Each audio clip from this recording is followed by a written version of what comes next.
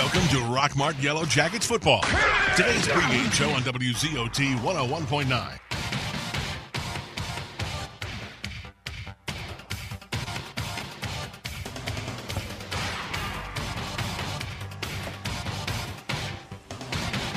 All right, thanks for tuning in tonight to the pregame show brought to you by John Forsyth Family of Businesses, Merle Norman Cosmetics, Salon 826, and John Forsyth Construction. I'm Mark Lumpkin along with David Williams and Michael Gravitt, getting ready to kick off this 2018 football season here at Rockmart High School against our crosstown rival Cedartown coming into play tonight.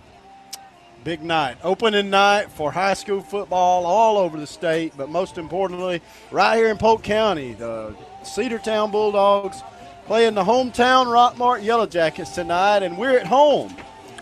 We've been away the last 2 weeks for preseason games, but everything kicks off tonight here at the Rock.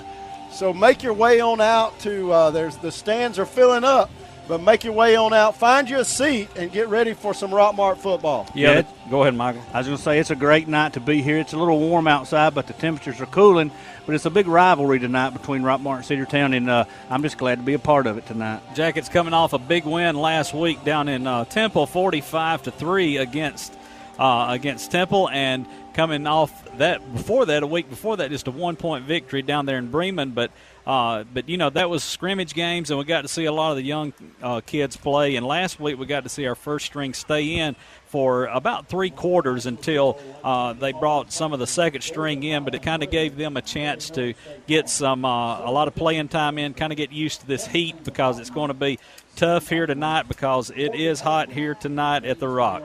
Yeah, the last couple of weeks, you know, the first week at Bremen, you talked about us struggling, but we'd only had 3 practices in pads leading into that game, and it showed the first string offense really struggled. But things really got clicking last week. Had a lot of – we just ran through Temple. Rockmart overmatched Temple last week, and the offense really showed out last week, and the defense did too. Temple only had 1 drive really in the whole game to score or even threaten to score. And one of the big highlights from last week was the 53-yard field goal by Noah Hughes. And I know we talk about a score like 47-0, and there's a lot of things to talk about good, but to kick a 53-yard field goal, that may have been a record for Rockmart High School. Yeah, I think it is a record, but to see the kicking game at Rockmart come to where it's at, we've struggled with the kicking game for decades here at Rockmart, and it's good to see that our kicking game is coming around. And Noah Hughes, man, he's improved a lot since last season. He has, but we don't want to have to lean on Noah too much tonight to get a win. We want the Rockmart offense to be effective tonight. And in order for that to happen, we're going to have to rely on our senior quarterback, Dylan Bailey. Dylan had a big week last week, and he's going to have a big game tonight and really play well in order for Rockmart to get a win over Cedartown. That's right, and the Jackets coming in here, a high-powered atmosphere here tonight. The crowd stands are getting full. Still time to get out here, but need to come out and support these Jackets. Tonight the band combined with Cedartown High School to play the national anthem just a few minutes ago, but we're going to take a quick break. You're listening to the pregame show brought to you by the John Forsyth Family of Businesses. Not only is Merle Norman one of the most trusted names in the cosmetic industry, but at Merle Norman Cosmetics and Boutique in Rockmart, they have the latest fashions in women's clothing and shoes as well. That's Merle Norman Cosmetics and Boutique, 826 West Elm Street in Rockmart. Call 678-757-1600 or look them up on Facebook. For years, John Forsyth Construction has been a trusted name in the construction industry in our area. John has been building new homes for years and continues this business building both custom and spec homes. John's business has expanded in the past few years to include light commercial and residential building and remodeling. Give John Forsyth Construction a call at 770-684-4701 or come by his office at 828 West Elm Street in Rockmart.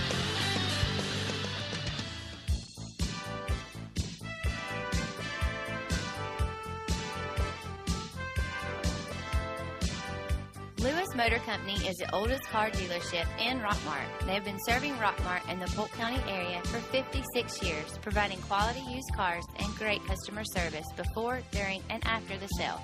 They also like to keep their inventory updated for their buyers. Lewis Motor Company is proud to offer guaranteed credit approval while you wait. They will approve your credit while you wait. You can't lose with Lewis Motor Company's Credit While You Wait guarantee.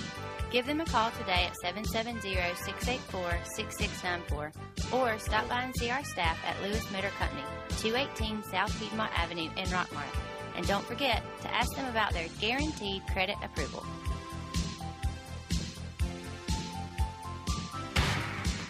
Welcome to Rockmart Yellowjackets football. Today's pregame show on WZOT 101.9. All right, welcome back to the pregame show brought to you by the John Forsyth family of businesses. And a big shout out to thank the Lewis family and the Lewis Motors there. You heard that commercial. They are an anchor sponsor for our state champion Lady Jacket softball team. And they are on a roll. They won last night. I think it was in 5 innings last night they won. And so they're fired up and ready to defend that state championship title. But here tonight, we've got the Yellowjackets taking on crosstown rival Cedartown Bulldogs. And guys, it's going to be it's always a tough match anytime that we come together and we play a rival like this. It's like everybody steps up to another level. But tonight, the Jackets, we talked to Coach Parson last night down at the pep rally down in the park, and we see that when we talked to him, and he talked about we got several that's got some injuries right now, and some that might be held out and not get to play tonight. But, he wants to win, but he don't want to put in jeopardy these guys. And so some of them we might see held out for another week or two. And that's the smart thing to do. This is the most important game on the schedule for the fans and maybe even for the players, but not for the coaches because this isn't a region game. Right. And so win or lose, this game means very little. It does have meaning, but if you get into some kind of tiebreaker at the end of the year, but win or lose, this game means very little to the region. We want to win the region game. And that's what Coach Parson talked about last night. He talked about this game was important to only the people in Polk County tonight. Yeah. And so, he said that he wants to win more than anything, but he's not going to take a chance on hurting some of those guys more than what they are right now. One of the most important players on the team, one of the most talented players on the team we haven't seen in the preseason. We don't expect to see him tonight. He's still a couple of weeks away probably from being able to play. And that's number 2, Marcus Smith. He's a senior this year. He's had a great career here at Rockmart, but we will not see him on the field tonight.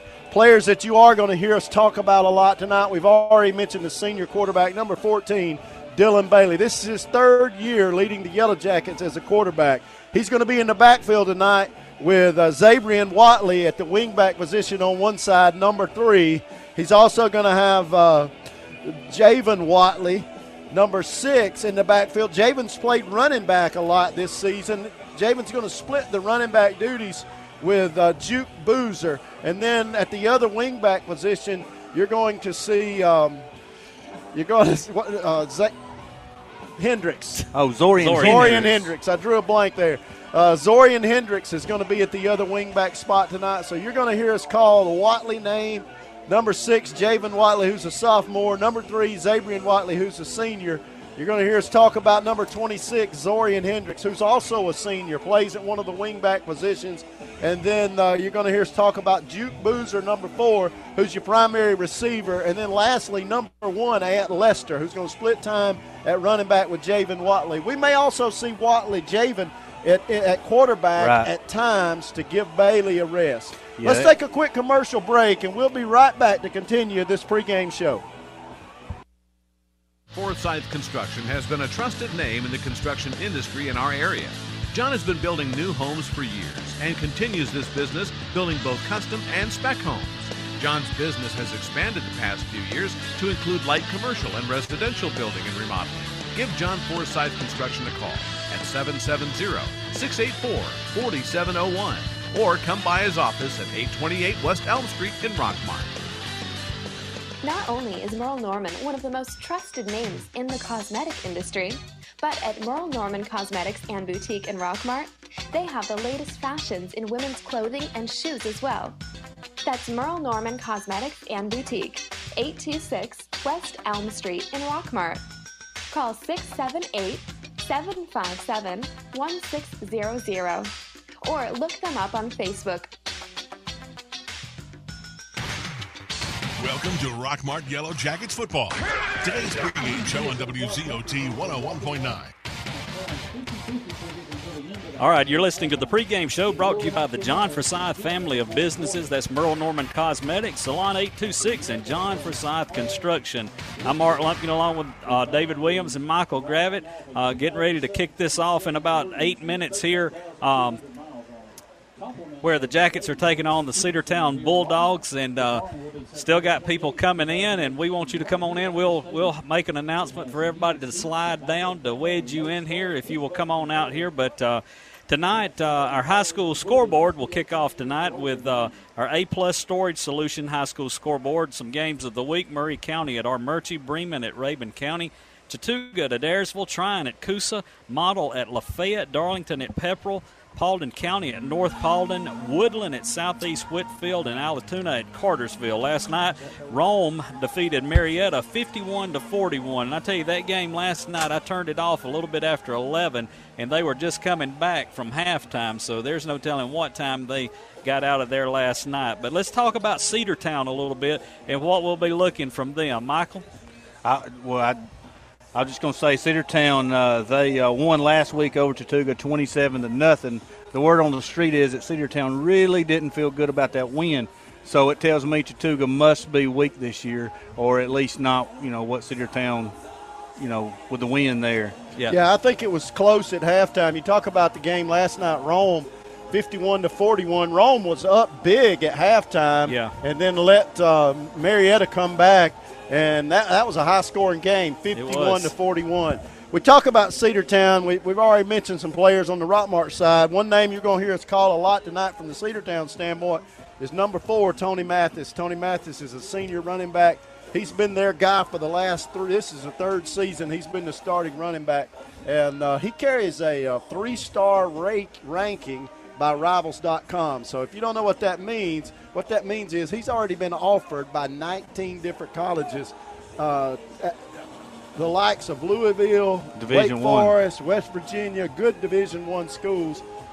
I think he's still looking for maybe an SEC offer. Hadn't come in yet. He's a 3-star. If he can bump that up to 4 sometime this season with a good year this year, you may see him on Saturdays later in a couple of years. And another name that you're going to hear us call a lot tonight on the Cedartown side is number 2, and that's Kobe Pryor. And I think Mr. Pryor is a junior, and he's another good running back that you'll see a lot of, and they'll swap the duties out. And I tell you, it doesn't matter. Anytime you play Cedartown, you're going to be playing a good ball team and a big team, and that's what we talked about last night on the coaches show, how, Coach Parsons said, he said, every year, he said, they come out, they seem like they get bigger and bigger every year. And so, but Cedartown has always put a good football team on the field, and we're looking for them to put one on here tonight. But we got a good football team, too, and I think we'll be able to hang with these guys. And, we talked about last night on the show about,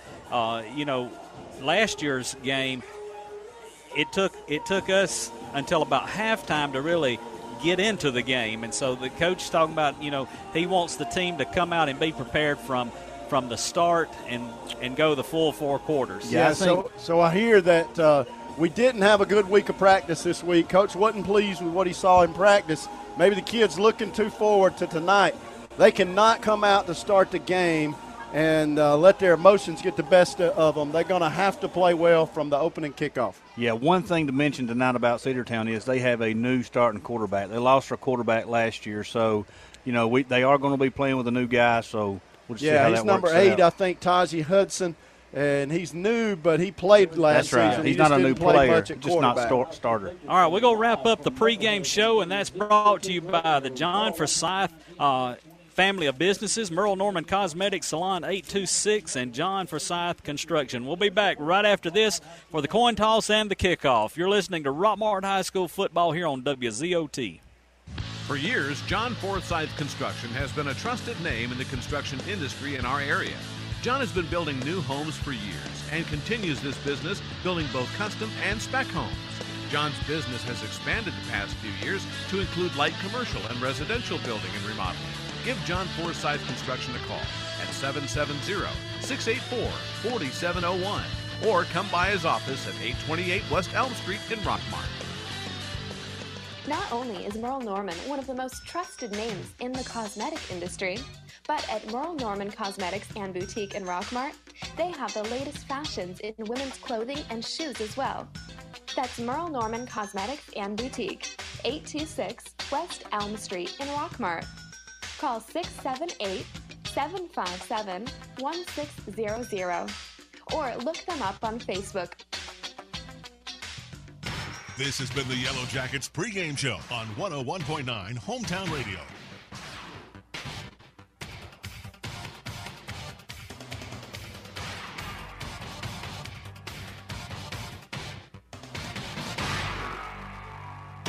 The wait is over.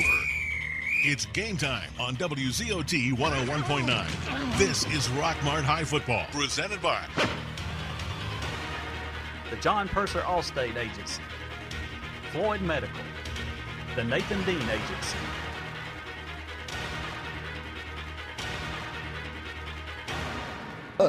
All right, we're back here at Rockmart High School getting ready for the coin toss, and got the captains heading out to the field. Who's our captains tonight, Michael? Yes, our captains tonight is number 54 for the Yellowjackets. That's senior Logan Holliday. Number 3 for the Yellowjackets, senior Zabrian Watley. They just turned on me. Number 8, senior, that's Tyler Abram. And number 14, of course, our quarterback, senior Dylan Bailey. So good honor for these seniors to be here tonight as captains in their last game against Cedartown. I was talking to Jeff earlier. He said he told Dylan this earlier today that the next time he attends a Rockmart Cedartown football game, he'll have to buy a ticket. That's true. Yeah. That's true. Tonight's run-through for the Yellowjackets says it's time, and that's very appropriate for tonight's game. It's our home opener with football season beginning tonight, so it's time. All right, so who won the toss? I think Rockmart won, and they've elected to receive. All right, we're going to put our offense out there on the field first and try to get a score out of this thing. We're probably about 3 minutes away from kickoff. We're going to take a quick commercial break, and we'll be right back. Love your drive in any season with Michelin tires and experience a confidence-inspiring combination of luxury and performance. Now you can welcome every drive with a little extra savings. Between August 22nd and September 20th, 2018, get a $70 reward card after submission with purchase of 4 new Michelin passenger or light truck tires. Go to the experts at McNabb Tire and Wheel, 522 Goodyear Street. See michelinman.com/promo for details. Offer expires 9/2018. Void where prohibited. Our kitchen is where our life happens. It's the heart of our home. It wasn't always perfect, but now it is, thanks to a home equity line of credit from family. I just love my kitchen. Use the equity in your house to love your home with Family Savings Credit Union. Visit FamilySavingsCU.com. Equal Housing Opportunity member NCUA. NMLS number. The wait is over. It's game time on WZOT 101.9. This is Rockmart High Football, presented by The John Purser Allstate Agency, Floyd Medical, the Nathan Dean Agency. All right, we're ready, and Jackets won the toss, and we've elected to receive the ball. Go put our offense on the field first, and so we're going to hopefully see if we can score on these guys. All right, kicking off so the Rockmart still doesn't have their kickoff receiving team out there. Cedartown's got their kickoff team out there on the field ready to go, and we'll get you a name and a number for their kicker as soon as we can see it. He hadn't turned so that we can see his number. 19. Number 19 for the Bulldogs, Carlos Sanchez. He was their kicker last year as well. We're going to send number 3 back deep to receive for the Yellowjackets, Zabrian Watley. He's going to be standing back there by himself at the 10-yard line waiting on this kick. They're kicking from our right to our left, kicking toward Carlton Farms. So Rockmart will be moving from our left to our right on offense tonight, moving away from Carlton Farms. So get ready for some football. We're about to kick this thing off. There is a great crowd, Rockmart. You've done a good job. Still people coming in. Rockmart has filled this place up tonight, and hopefully they're going to get to see a victory. The officials still haven't blown the whistle to allow us to get the game started. Rockmart still got some players coming on the field late, and we'll see if we can get this thing going now. There comes another one. The 11th man finally makes it out on the field. So a little confusion for the kickoff return team. That's a bad sign. Carlos Sanchez gets his foot into it. Line drive kick going to bounce into the end zone. It'll be a touchback. And so Rockmart will bring their offense out on the field following a touchback. There is a flag already on the field. Maybe he dropped it. No return and a flag on the field. We'll see what it was. The flag is laying at the 26-yard line. I think it's going to be backing us up, I believe.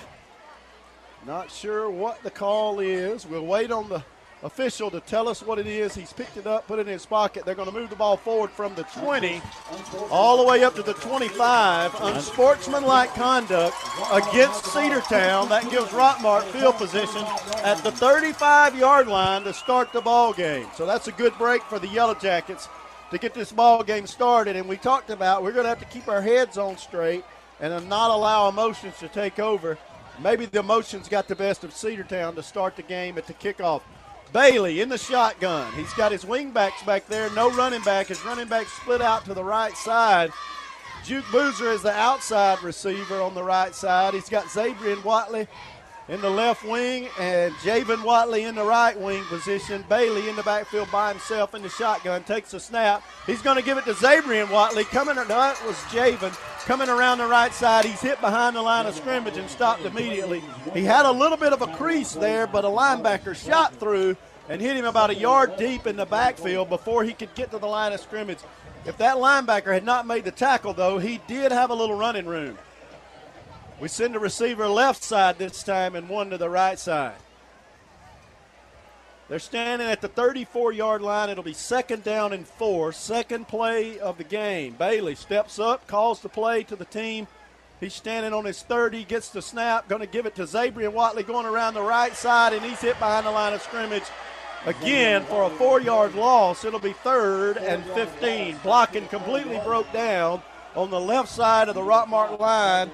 The defensive lineman on the far side of the field was in the backfield as soon as Watley took the handoff, and the outside linebacker.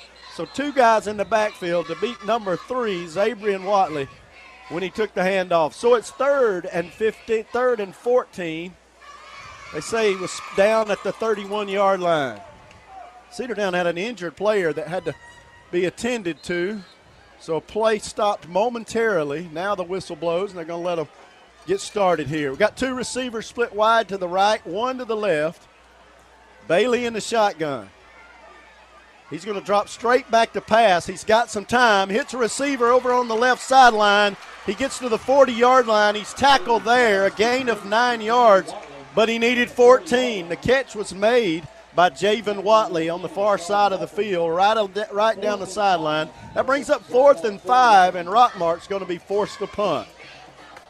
So the first possession of the game, Rockmart's offense stumbles a little bit, and number 22, Kirian Roberts, will be forced to punt for the Yellowjackets. Cedartown's got 2 players back deep to receive, standing on their own 24-yard line.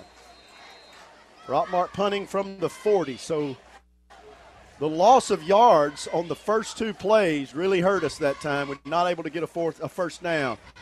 High, short punt off the right side of his foot. It bounces on the 45 and rolls forward to the 37-yard line, where the Cedartown Bulldogs will take over and have their first possession. We'll take a quick commercial break, and we'll be right back after this word from our sponsor.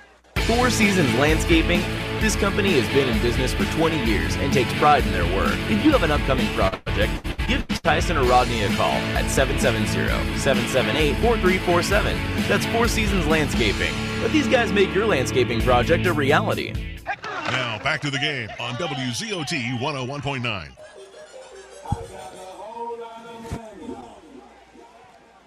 All right, Cedartown with the ball at the 38-yard line. Quarterback in the shotgun. He's going to give it to Mathis right up the middle, and he goes right side. We stop him after a short gain. Good job by the Rockmart offense. Number 8, the quarterback for Cedartown, and as we talked about in the pregame show, that's Taji Hudson. He brings his team out, going to split 2 receivers wide to the right. They're going to run the option some tonight, so we're going to have to watch for that. They run the read option a lot. They're going to try to get on the edge with Mathis and run the option on the outside as well. They ran the read option that time, gave it to Mathis. He's trying to get around the right side. We push him out of bounds at the 42-yard line. Looks like he was chased out of bounds there by number 24 for the Yellowjackets. That's So we had a linebacker in the backfield with Mathis. Mathis was able to get around him and get outside and pick up about 3 yards. It'll be 3rd down and 5. Number 24 for the Yellowjackets, Logan Burge, pushing him out of bounds. Rockmart movement on the defensive line, and somebody crossed the line of scrimmage. We're going to give them a 1st down, I do believe. It looked like we were trying to get set on that left side over there and was not able to. Late movement, and we caused ourselves to jump off sides, and so we give Cedartown a 1st down. Ball at the 48-yard line on the Cedartown side of the 50, 1st and 10, Bulldogs. Bulldogs dressed in white jerseys, red numbers, silver pants and hats. Quarterback in the shotgun. He's got 2 backs in the backfield with him. He's going to give it to the fake the handoff to the tailback, and he should have given it to him. We got him in the backfield about 5 yards deep. Good job by the Jacket defensive front to get through that Cedartown line of scrimmage and get to Taji Hudson. Yeah, they got a hold of him, and then big number 68, Deacon Allen, just come in and slammed him. So that's a good penetration there by the D-line. And that's the read option play. Hudson took it out of the gut of his tailback, number 4, Tony Mathis. Mathis had a hole over here on the left side, and when the quarterback kept it and tried to go right, we were all over that. So Cedartown with a 2nd down and 14 yards, maybe 15, 2nd and 15 yards to go. Early here in the 1st quarter, 0-0. Hudson takes a snap, drops back to pass. He's got a man open in the middle of the field, and we break it up right at the 50, and he's wanting a flag. And he's not going to get the call. Good coverage there by the linebacker, number 24, Logan Burge. So 2 good plays by Burge here on this defensive effort by the Yellowjackets. He was all over that pass. He got his hand in there and didn't allow the Cedartown receiver to catch the ball. Number 1, Zaquan Frazier was the intended receiver. And it's going to bring up a 3rd down and 15 for Cedartown. The ball sitting on their own 43-yard line. Frazier, that tall, skinny receiver, lines up on the far side of the field. There's 2 receivers on the left side of the field. Hudson in the shotgun, takes a snap, 3rd and 15, drops straight back to pass, dumps it off to number 4, Mathis. He gets him to the 50, 45, 40. He's got some running room. We push him out of bounds at the 21-yard line. Pushed out of bounds there by number 4 for the Yellowjackets. That's Juke Boozer. Juke just had to come from behind and chase him down. They set up a screen, kind of a draw screen to the tailback, number 4, Tony Mathis, and he took it forward all the way to the 21-yard line. Tony took about 5 steps and turned around and waited. And that's about a 40-yard completion for Cedartown. It's 1st and 10 at the 21.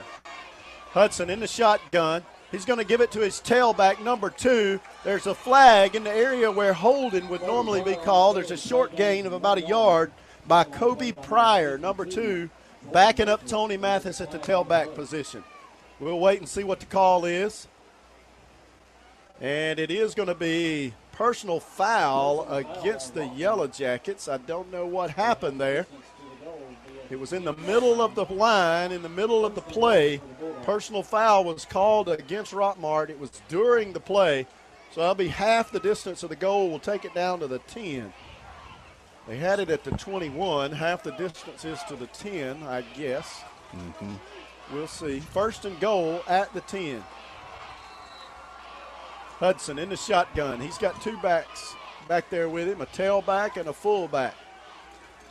He's going to give it to his tailback, who's going to try to come left side. He steps through one tackle, and we get him at the 8-yard line. Pretty good job by the defense there. Brought down there by number 22 for the Yellow Jackets, Kieran Roberts. Kieran Roberts on the tackle. Came up from that linebacker position. We send in an extra linebacker. It's second and goal from the 8-yard line. Cedartown breaks the huddle. 7:02 left on the clock here in the first quarter. 0-0 is the score. But after a long completion to Tony Mathis, who's back in the game, two tailbacks in the game now with the quarterback Hudson. He's going to give it to Mathis, who comes left side, steps through a block and a tackle rather, and gets in the end zone. 8-yard gain for Tony Mathis to take it into the end zone. Cedartown strikes first here in the first quarter with 6:42 on the clock. That looked easy. That was an easy run for Mathis, an 8-yard run. Yeah, because he never really just turned it on. He kind of just took his time and waited for his blockers to get out there and just cruised on in for the 6 points. He stiff-armed number 22, Kieran Roberts, and just kind of stepped over him, and there was nobody else to get him.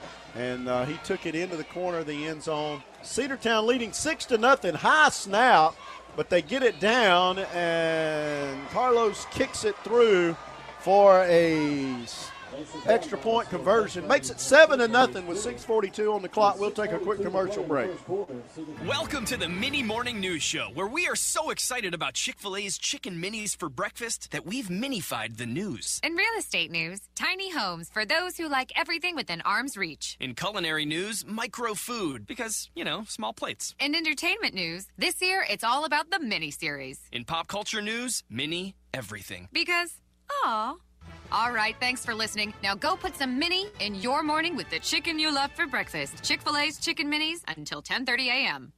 Hey everyone, Jeff Bailey here with Days Pre-Owned Supercenter right across from Rockmart High School. Come find out why we're the region champs in the car business. Get a Days deal once, you're a customer for life. Enjoy the game. Go Jackets. Yellowjackets play-by-play action continues on WZOT 101.9. All right, Rockmart, it's got to be better on this possession. Rockmart to receive here for the second time tonight. 6:42 on the clock. Cedartown has scored. Mathis with an 8-yard run. Here's the kick. The kick is up. It's a high kick, fielded right at the goal line. Going to be taken left side by Boozer, who tries to come back upfield, and he's hit by a host of by Bulldogs, led by number 1, Zaquan Frazier. He's going to be tackled at the 16-yard line. Boozer should have just come running. He tried to go back up the middle. He should have kept his the first lane that he had picked out. He should have just stayed in that lane. When he tried to cut up to the left side there, Cedartown was all over it. They stacked him up and stood him up and bent him over. 1st and 10, Yellowjackets at the 16-yard line. So Rockmart with a 3-and-out on their first possession. We'll see if they can get it going here. They got the ball deep in their own territory here for this second possession. We need this offensive line to step up and be big here. So Cedartown started that drive back at about the 25-yard line, and they scored 7 points. Mathis took it into the end zone. Rockmart needs to answer. Bailey with the handoff to Ant Lester. He goes left side, picks his way through the Cedartown defense, and picks up 3, maybe 4 yards. Took it to the 24-yard line. Ant Lester just muscled his way up for the last probably yard or 2 yards of that. 2nd down and 7 yards to go.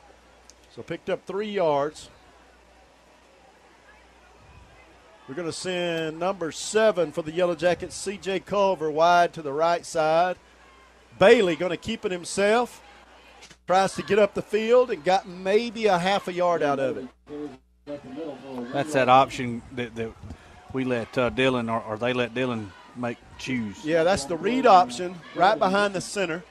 And he chose to keep it himself and picked up about a yard. It's 3rd down and 5 yards to go. Ball at the 21. We got to get to the 26. for a first down. We send 2 receivers wide to the right side. Reed Couches in the inside and 1 to the left side. Bailey, quick to throw, and he hit number 6. He was Javen open. Watley in the hands. He was wide open.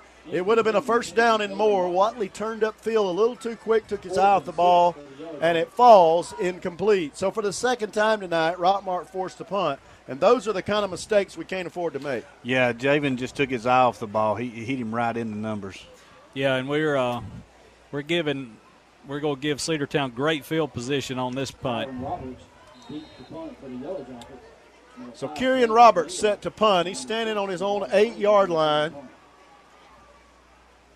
He's going to get the punt away, a high end-over-end kick. It'll be fielded at the 50, and the Cedartown player ran into his own man just as he caught the ball, and he's down on his side of the 50 at the 49.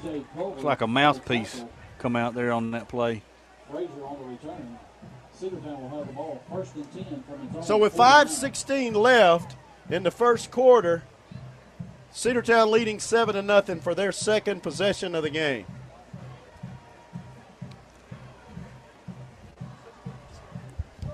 Ball at the 49-yard line. 1st and 10. Yellowjackets down 7-0 here early in the game.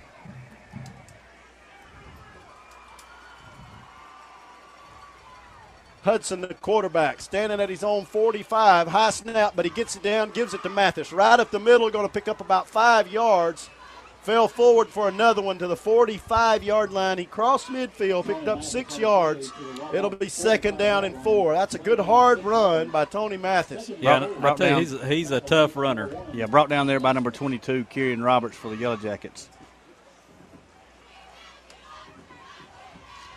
So Cedartown starts this drive on their side of the 50 at the 49 with a 2nd and 3 yards to go here. 2nd and 4, rather. Rockmart reads the snap, gets a man in the backfield, but Hudson runs around the right side right where he was. I believe we were going to be offsides. Got a flag there. We stunted that outside linebacker on the left side of our defense. He was reading the snap count, and he may have been just a fraction of a second too early. Or Cedartown, we may have caused them to jump off sides. They're going to say it's holding against Cedartown. So that's a plus. I thought we were off sides, but I tell you what it was over there. That outside linebacker stunted, and Hudson went right where he had been. So he stunted right by the quarterback, who pulled it down, ran the option around the right side. It'll be 2nd down and 14 yards to go. The Jackets we need a big defensive stance here. That was a big break there. It's 2nd down and 14. The ball back at the Cedartown 45-yard line.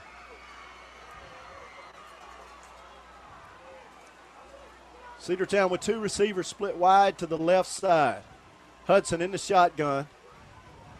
His running back went the wrong way, and he just has to keep it, and he gets good yards out of it. Going to pick up 7 yards, takes it across midfield to the 48-yard line. Brought down by a host of Yellowjackets on that play. It will be 3rd down, 3rd and about 7 yards to go. Hudson took the snap, turned to his left. His running back was on his right side, and he just had to take it and go with it.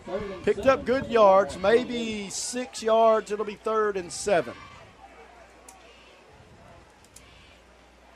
So with 3:40 left here in the first quarter, this could be a big play here in the first half. Rockmart needs to get a stop here on 3rd down. Cedartown taking a lot of time coming out of the huddle. Mathis, the running back. They're in the wing tee. Hudson in the shotgun. Got a receiver wide to the right side, short side of the field. He's going to drop back to pass. He's under pressure, and we get him behind the line of scrimmage about a yard deep. Big number 53 for the Yellowjackets was in there. Dante Williams. We'll give him credit for that sack. A yard loss. It'll be 4th down and 8 yards to go. So Cedartown with a design, that was a play action. They faked the handoff to Mathis. That was not the read option. That was a pass all the way. Play action pass, and Rockmart was all over him. So now Cedartown forced to punt, leading 7-0 over the Yellowjackets. Rockmart's got a man back at the 15-yard line. Low snap. It's on the ground. Oh, we blocked it. We blocked it. We got it at the 40-yard line. Great Number 12 for the Yellowjackets, Payne Culver, got in there and blocked that punt. He was all over it, but the block punt was caused by the low snap. The snap bounced to the Cedartown punter, and by the time he got it up off the ground, Culver came off the end and was in there to block the punt. Rockmart scooped it up and fell down at the 40-yard line, so good field position. Those are the kind of breaks you got to have to win this kind of game. 2:29 left on the clock here in the first quarter, and the Jackets are across midfield in Cedartown territory due to a great play by Payne Culver, number 12, coming off the edge. We talked about they needed a good defensive stance on that, and great work by the Jacket defense. The defense gave us what we needed. All right, we got Bailey in the shotgun. He's got a receiver split out wide on each side of him. He's going to drop back to pass. He's got some time and going to throw it down the field to Boozer. Touchdown! That's a 40-yard touchdown completion from Bailey to Juke Boozer. He laid that over his inside shoulder. That was a perfect spot. Boozer had about a half a yard on two different defensive backs, and Bailey laid it right over the top, laid it over his inside shoulder. Perfect catch, perfect throw and catch. Rockmart now 7-6 is the score with 2:23 left here in the first quarter. 40-yard completion, touchdown pass from Dylan Bailey to number 4, Juke Boozer. Noah Hughes on to kick the extra point. There's the snap and the hold, and the kick is up, and the kick is good, and we got a tie ball game here with 2:23 on the clock in the first quarter. A-Plus Storage Solutions is your local source for Graceland Portable Buildings. Graceland Portable Buildings can be equipped with a radiant barrier that reflects 97% of the sun's radiant heat. In the month of August, you can get the radiant barrier free of charge at an A-Plus Storage Solutions.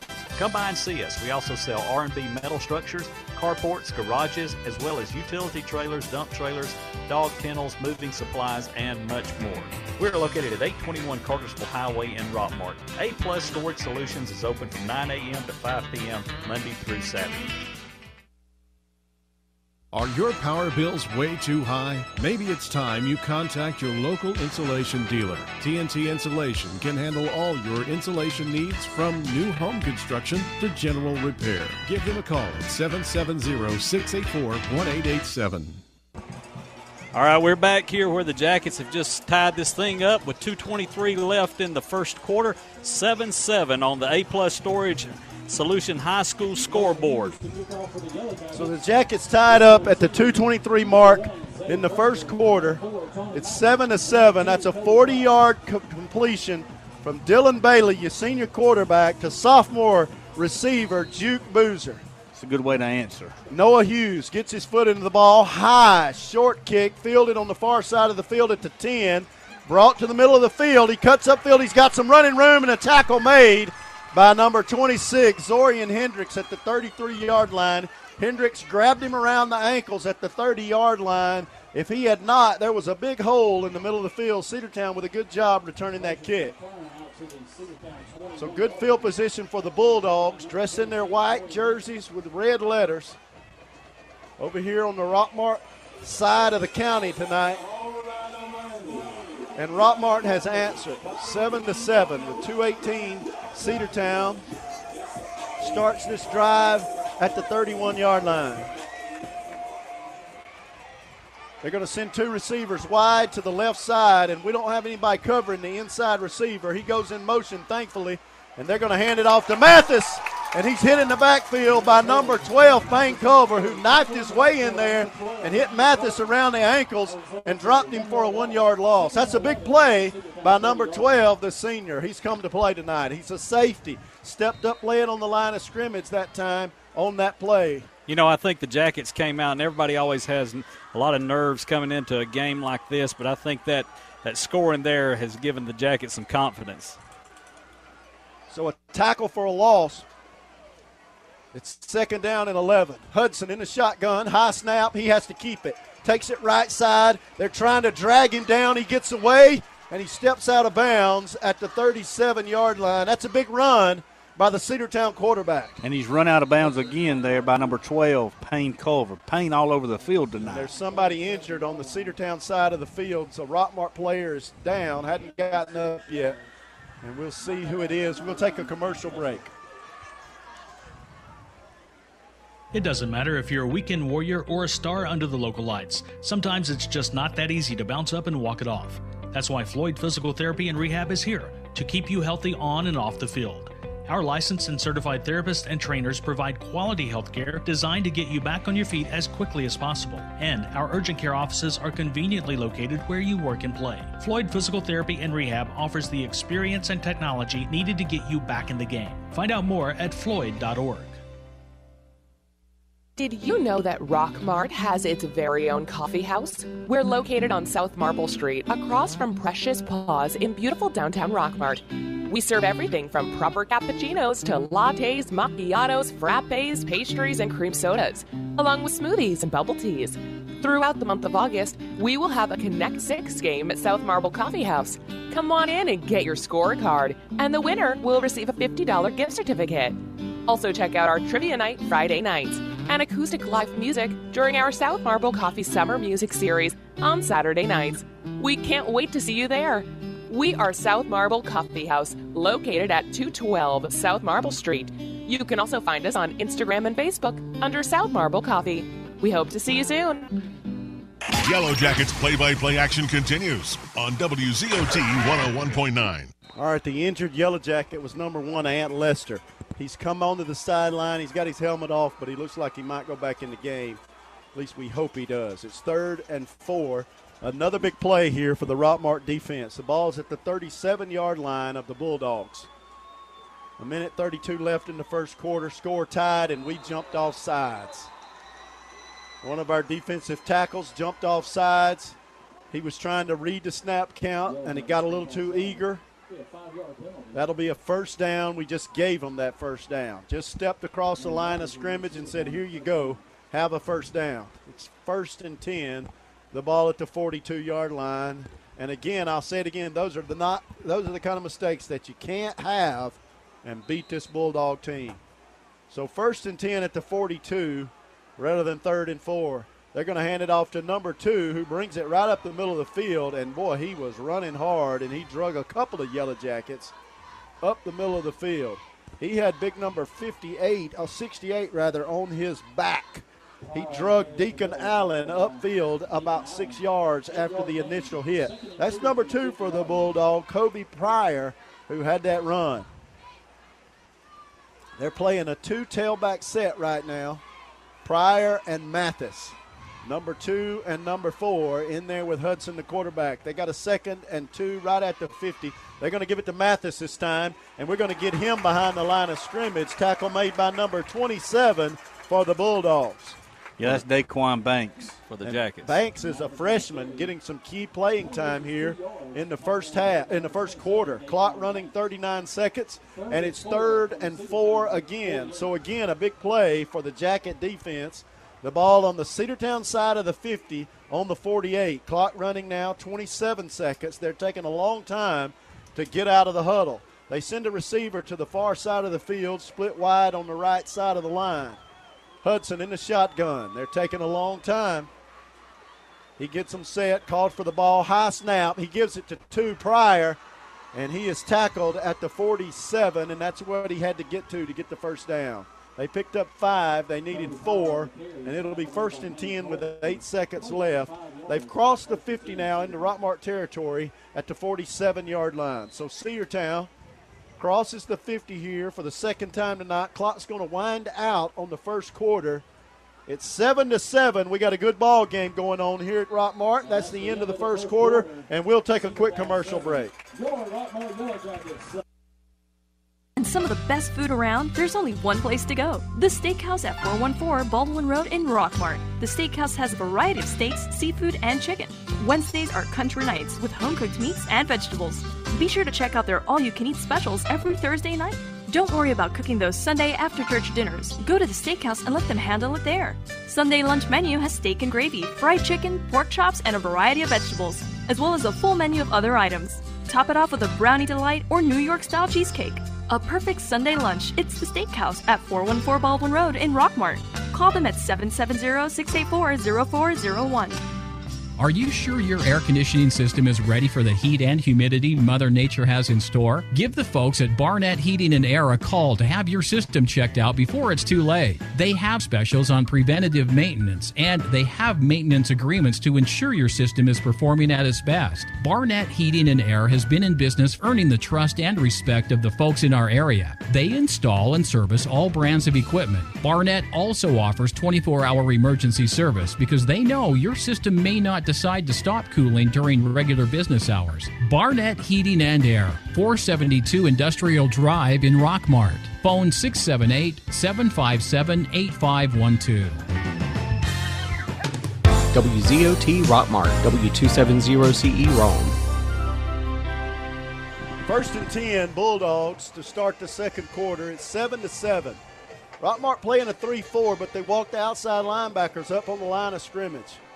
Got 5 men on the line of scrimmage. They're going to quarterback going to keep it himself. That was a designed quarterback run. He brought it up the middle, took it to the 45. Both of his tailbacks, he had Pryor on one side, Mathis on the other. When the ball was snapped, he just went right up the field, and we got an injured Yellowjacket on the field, and he is rolling around, hurting. And so we'll take a quick commercial break while the Jacket coaches and training staff come out to tend to one of our own. It's Customer Appreciation Day, Saturday, August 18th at Chicken Scratch in downtown Rockmart. From 6 a.m. to 3 p.m., they will be giving away a free buttercream cinnamon roll, along with your choice of a small coffee or water while supplies last. Door prize drawings will be held throughout the day, no purchase necessary. The folks at Chicken Scratch would like to thank the community and all of their loyal customers. Chicken Scratch, where it's made from scratch just like Grandma made them. Customer Appreciation Day, Saturday, August 18th, located on South Marble Street in downtown Rockmart. If you insure your house and your car with Allstate, you'll save money. Up to 10% off the auto bill and 15% off the home insurance. If you ever need to use that insurance, you'll have the convenience of having only one agent to call. The Allstate home and auto discounts. More convenient, more reasonable. You shouldn't have to pay more for convenience.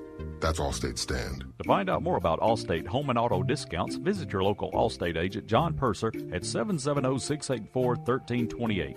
Are you in good hands? Harrelson Termite can help you get a handle on your uninvited invaders. Give them a call today for a termite inspection. They also treat other pesky insects like bed bugs, ants, roaches, wasps. That's Harrelson Termite, 770-684-1488. It's Timbo's Smokehouse on the move with the best barbecue around. It's smoked low and slow. The secret is out. It's delicious barbecue, ribs, and pulled pork. Look for Timbo's gleaming white food truck in front of Top Dish Yogurt in Cedartown on Thursdays. And then Fridays and Saturdays to the Raceway in Rockmart, Georgia on Highway 278. That's Timbo's Smokehouse. Smoker in tow and barbecue to go. Call for catering too at 770-634-3840. Mitchell Chiropractic and Wellness at 111 Felton Drive helps people achieve their wellness objectives by combining skill and expertise. If you are experiencing headaches, back, neck, or leg pain, call today at 770-684-4963. Yellowjackets play-by-play action continues on WZOT 101.9. Okay, just a quick update. We still got the Jacket player down on the field, and they're checking him out. We don't know who it is right now, but they are still tending to him. Looks like it could be his leg, the way he's holding it, and the way they're holding everything out there. But we got one update from around the region on the A-Plus Storage Solution High School scoreboard. We've got Chattooga and Adairsville are tied up at 7. And here with 11:48 left in the half, the Jackets tied up with Cedartown 7-7. And whenever we come back, the Bulldogs will have the ball on the second down and about 2 yards. The ball sitting on the 45-yard line of Cedartown. So we'll be right back after this. We'll take a quick break and try to get you some more scores from around the region. Conquer any terrain with BF Goodrich tires and experience off-road performance that defies expectations. Now, extreme toughness and traction come with a little extra savings. Between August 22nd and September 4th, 2018, get a $50 or $70 reward card after submission with purchase of 4 new select BF Goodrich tires. Go to the experts at McNabb Tire and Wheel, 522 Goodyear Street. See bfgoodrichtires.com/promo for details and full list of qualifying tires. Offer expires 9/4/2018. Void where prohibited.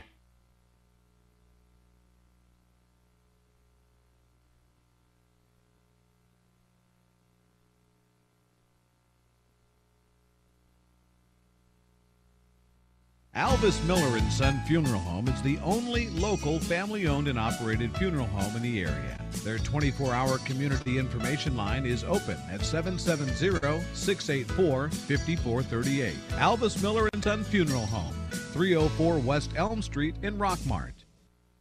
Lewis Motor Company is the oldest car dealership in Rockmart. They have been serving Rockmart and the Polk County area for 56 years, providing quality used cars and great customer service before, during, and after the sale.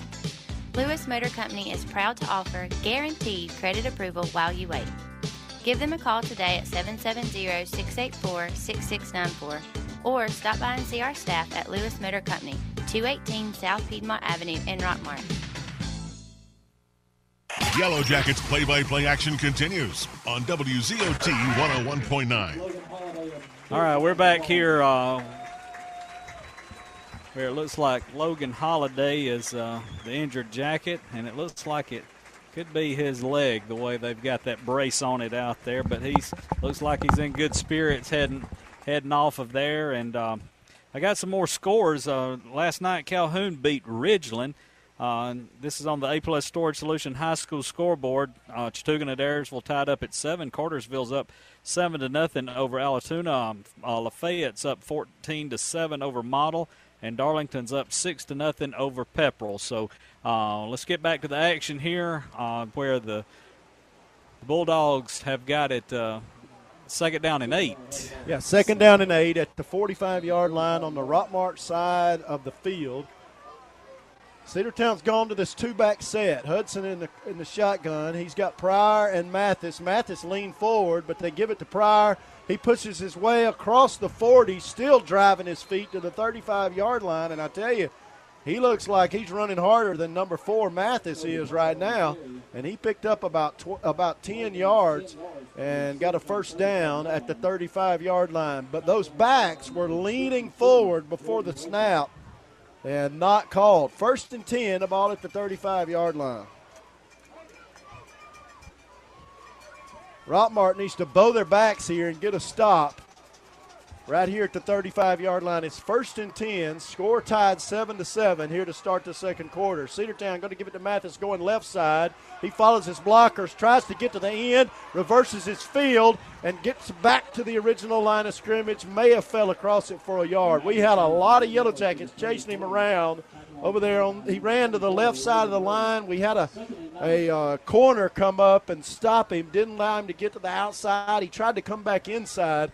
We finally wrestled him down after a short 1-yard gain. He's got it on the 34-yard line. It's 2nd down and 9. Tackle made there by number 24, Logan Burge. Burge having a good night for this Jacket defense. We've called his name a lot already tonight. Hudson, the quarterback for the Bulldogs, standing at the 39 in the shotgun. Bad snap. He gets it handed off, though, to number 2, Pryor, and we are all over that. I tell you, he was hit maybe 2 yards on the play. He was hit right at the line of scrimmage by number 53, Big Dante Williams out there. Yeah, he met his match there when he hit that hole. Dante Williams, a senior, and he's played a lot in his career here at Rockmart and having a good night tonight. He did have that offside penalty earlier. They gave Cedartown a first down. Excited. It's 3rd down and 7 now. The ball at the 33. We need to stop them right here. This may be the area of the field where they would go for it on 4th down.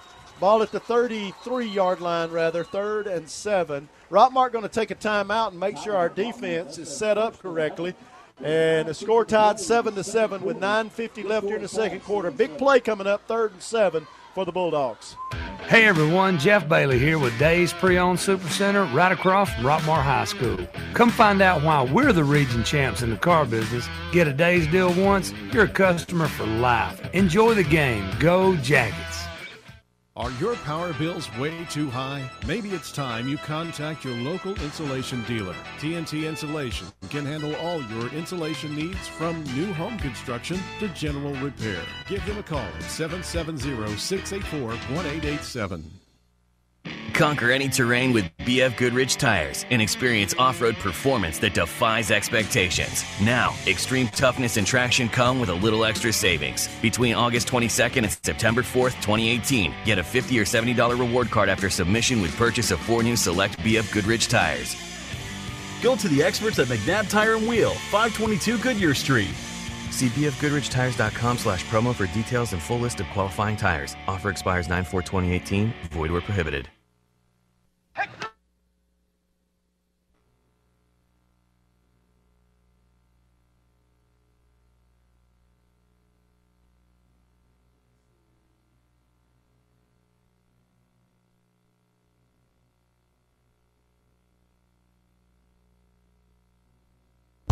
Go to the experts at McNabb Tire and Wheel. We install truck lifts and truck accessories. We offer full tire service and alignment. AC and complete service is available. 522 Goodyear Street, Rockmart. Phone 770-684-5067 today. Hey everyone, Jeff Bailey here with Days Pre-Owned Supercenter right across from Rockmart High School. Come find out why we're the region champs in the car business. Get a Days deal once, you're a customer for life. Enjoy the game. Go Jackets.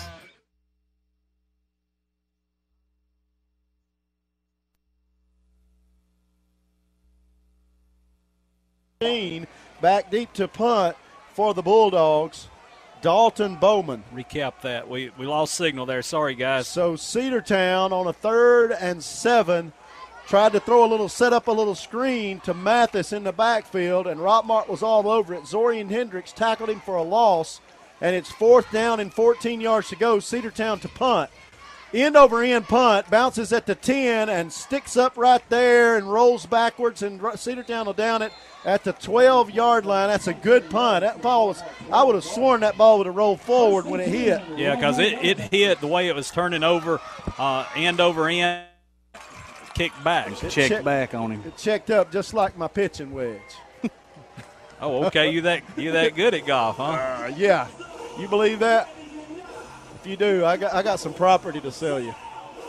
1st and 10, Yellowjackets. Deep in our own territory at the 12-yard line, 8:42 here in the second quarter. Score tied 7-7. Jackets offense has had one big play tonight, a touchdown throw from Bailey to Juke Boozer, a 40-yard completion for a touchdown. Other than that, they've pretty much held us in check.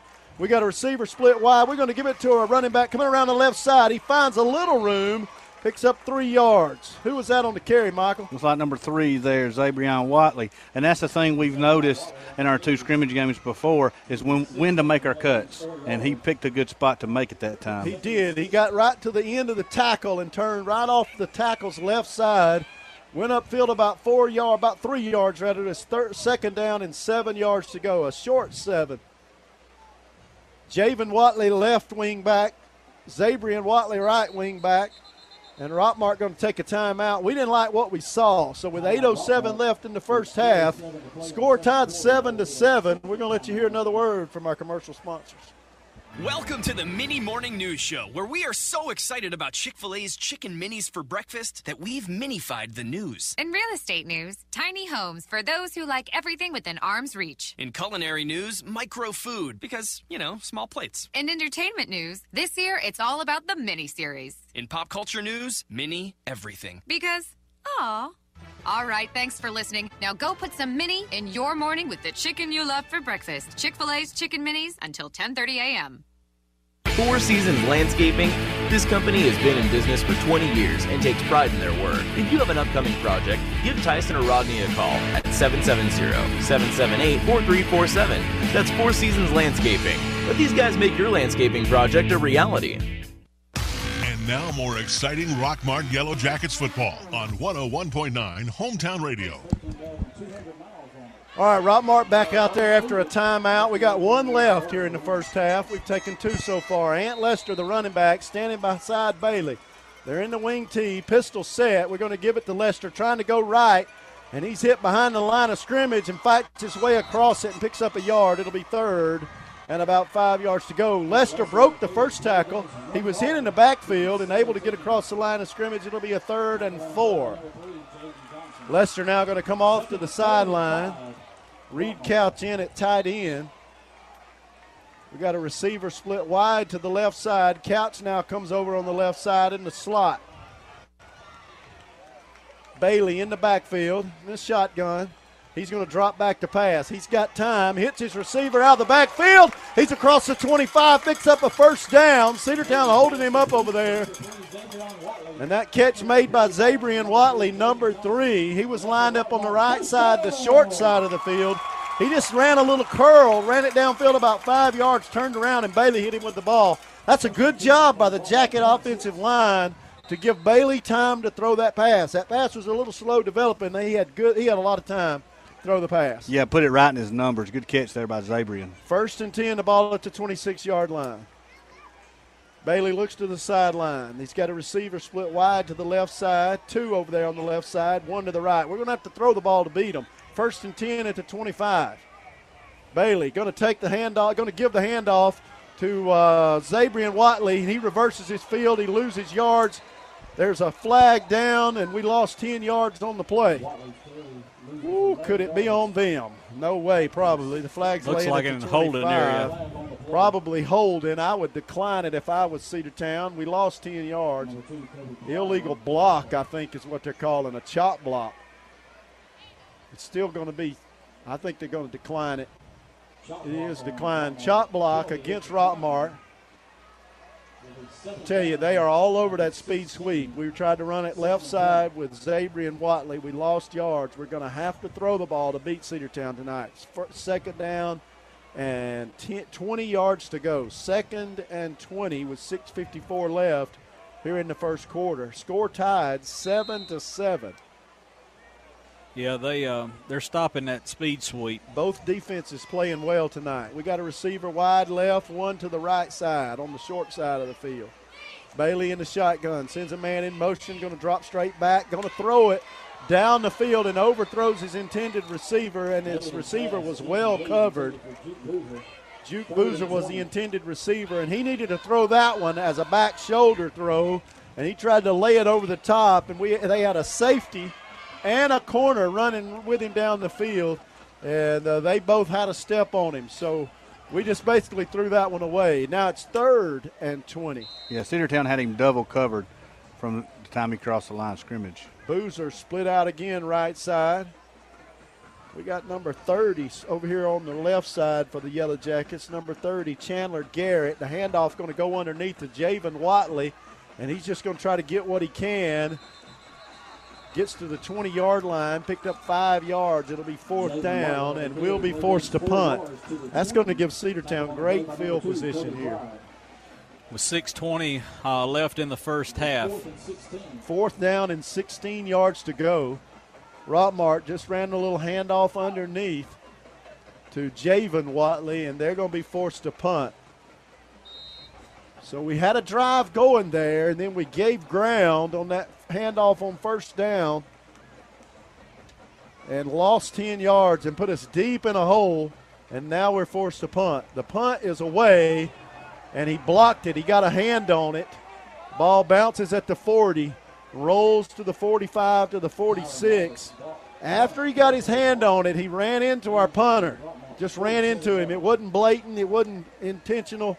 But he ran into it after he got his hand on it. But the official immediately said he got his hand on it. So a blocked punt, and Cedartown will have the ball on the Rockmart side of the 50 at the 47-yard line. Our A-plus Storage Solution High School scoreboard got Armurchie 14-0 over Murray.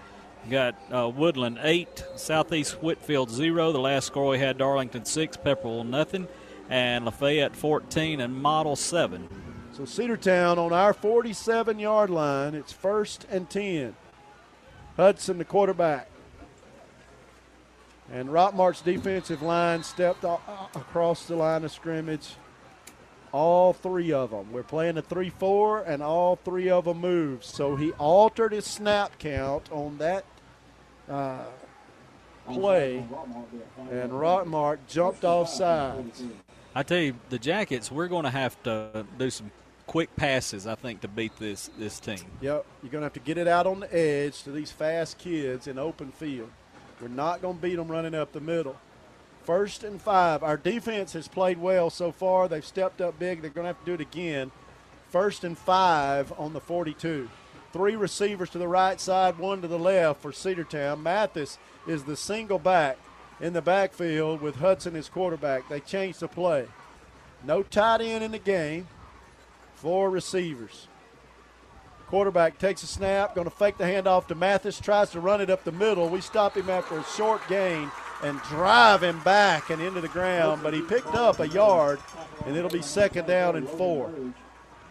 Who was the tackle? Made by number 52 for the Yellowjackets.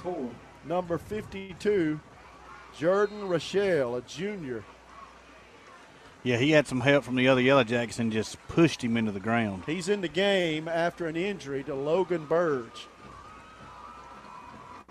5:11 on the clock. Cedartown with the ball at 2nd and 4. 2 receivers split left, 2 to the right. Hudson takes a snap, drops back to pass. He's got time, throws it out right side to number 10.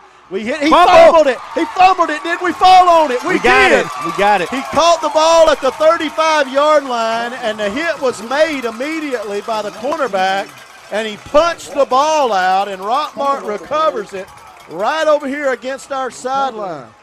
That's a big break for the Yellowjackets, and the way to fall down on the ball when it hit the ground. We just said the defense is going to have to do it again for us because they got it. We gave them great field position, and we punched the ball out after that completion. It's 1st down and 10. Yellowjackets, a ball at the 36-yard line. We couldn't tell who made that tackle over here. Somebody put a good hit on him over here and knocked the ball out. He was so close to the sideline that the players had us blocked. Number 10 for the Bulldogs is the one who made the catch. That's Rashad Walker. And Walker turned to run upfield and was hit as he made his turn. And the Rockmart defensive back punched it out. And now Rockmart with the ball. We got 2 tight ends in the game. Quarterback got him in the wing tee, and he sends his running back to the right side. He's going to drop back to pass. He's got room, but he's hit as he threw the ball, and his arm was going forward. They're going to say he was moving forward with the ball, and it's an incomplete pass. Incomplete. He was almost back to the line of scrimmage when he raised his arm to throw the ball. They're going to talk about it. The officials, I believe he was across the line of scrimmage. It was I do too. It's hard to tell. I don't believe it was a fumble. I believe he had his arm moving forward. They're going to say it was a fumble. They've changed the call. They've talked about it and changed the call.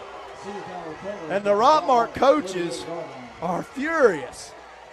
The officials talked about it. I thought his arm was moving forward. It was definitely moving forward.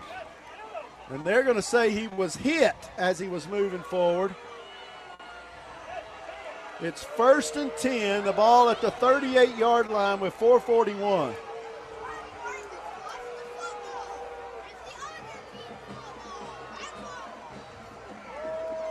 So both teams with a fumble here, and Cedartown with the ball at the 38-yard line. So Bailey had some time there, but got under pressure and tried to escape.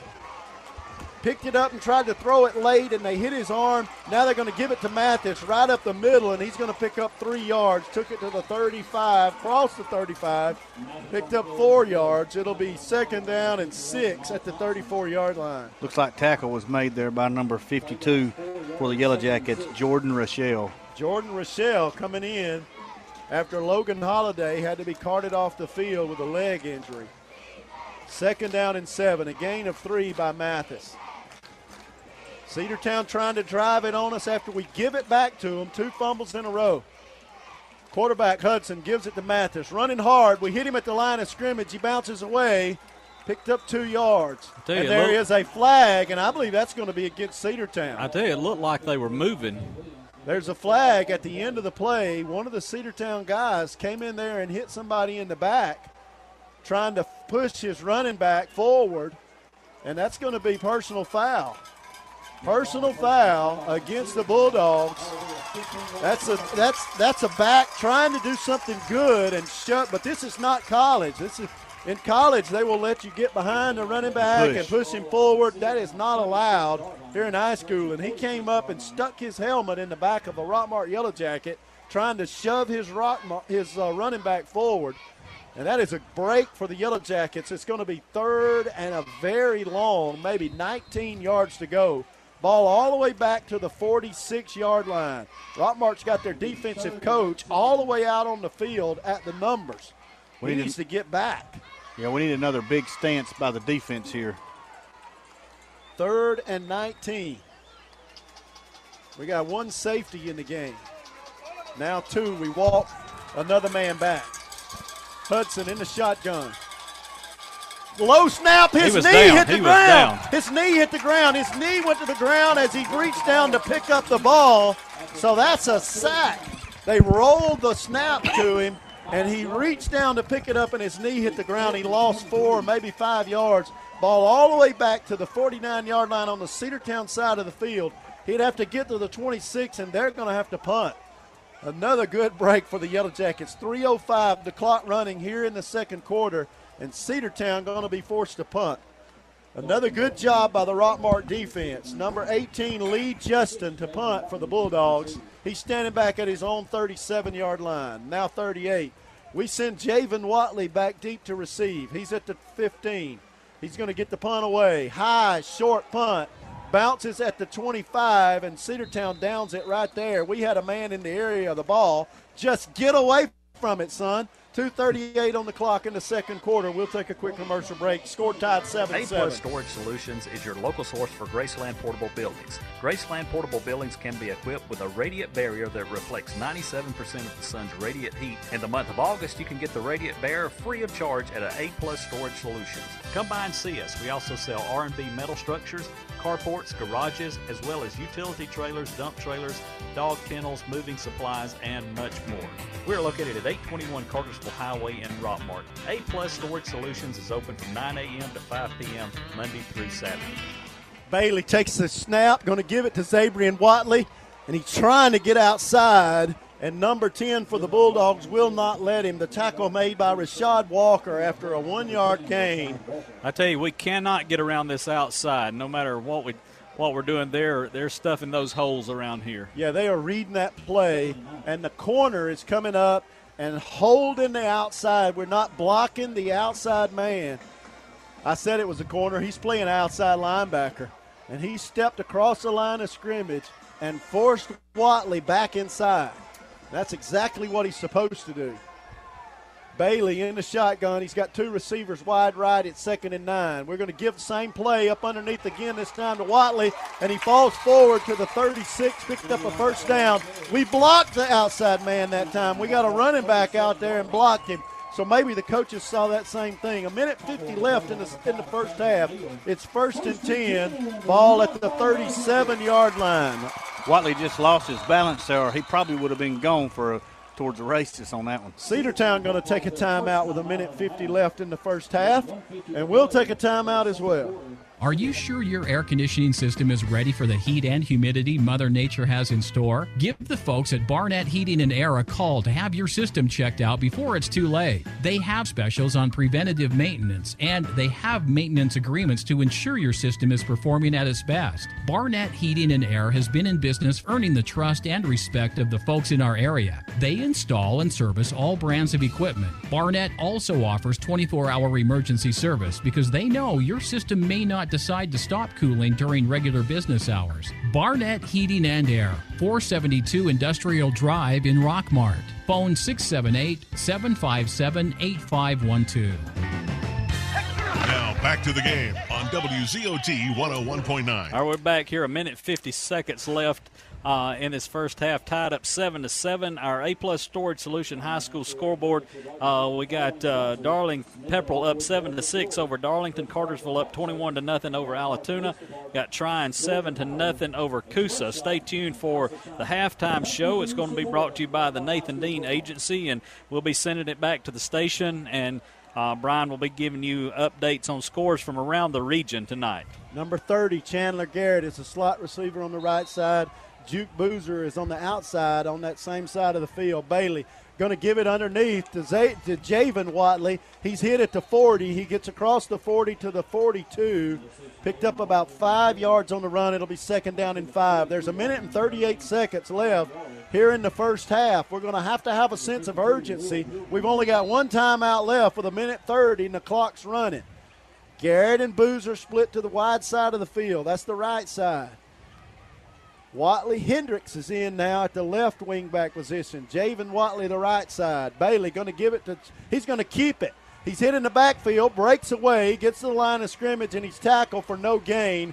And it'll be third down and 4. And the clock's still running with 1:09 left in the first half. We're going to have to move the ball quicker than what we're doing. We've got about 58 yards to score here in the first half. Coach may be satisfied with a 7-7 tie going into halftime.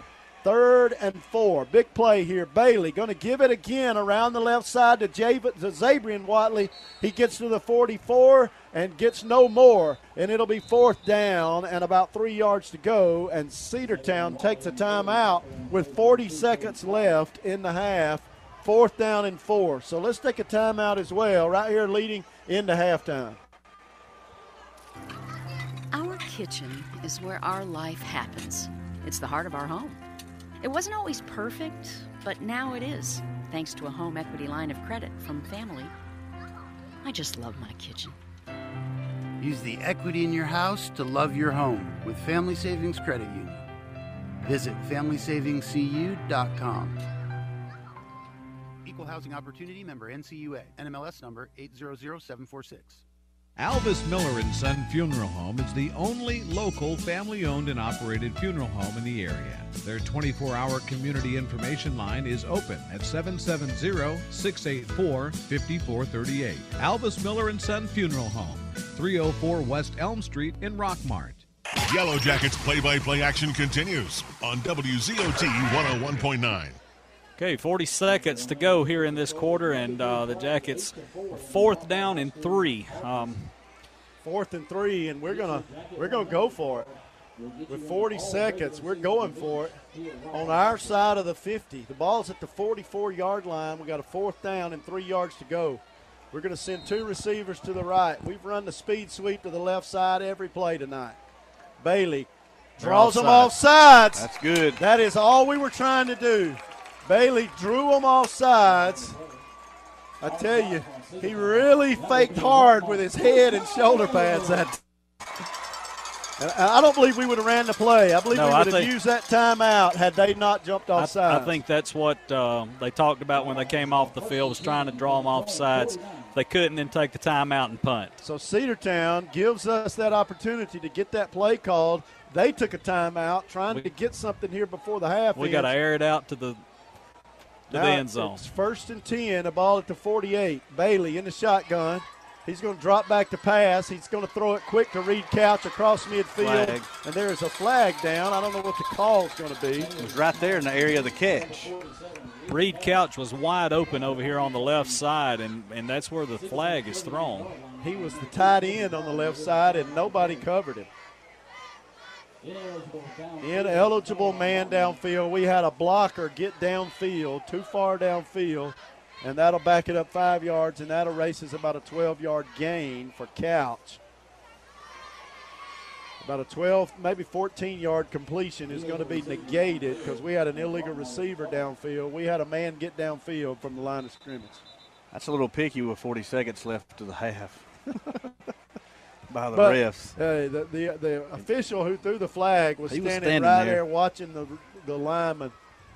They're going to confer, talking about things. But Reed Couch, he was out here in the flat wide open, and Let's see what they're going to do. Bailey stuck it right in his numbers. Good throw and catch. Illegal touching. I don't know what that means. Illegal touching is the call. So Reed Couch was not an eligible receiver, is what that means. And so he had him covered up. There was a man on the line of scrimmage outside of him, and he ran downfield and caught the ball. Not an eligible receiver. It's 2nd and 15. Rockmart going to throw the ball, roll to the right side, and going to dump it back to the left side to Couch. And he's going to run it across the 40, and he's tackled from behind. And there is a high tackle. They're going to call a flag on that. They tackled him around the headgear at the 40-yard line with 26 seconds on the clock. That's got to be against the Bulldogs for a tackle. He put his elbow in his head when he went to make the tackle. Reed Couch caught that ball. He was uncovered.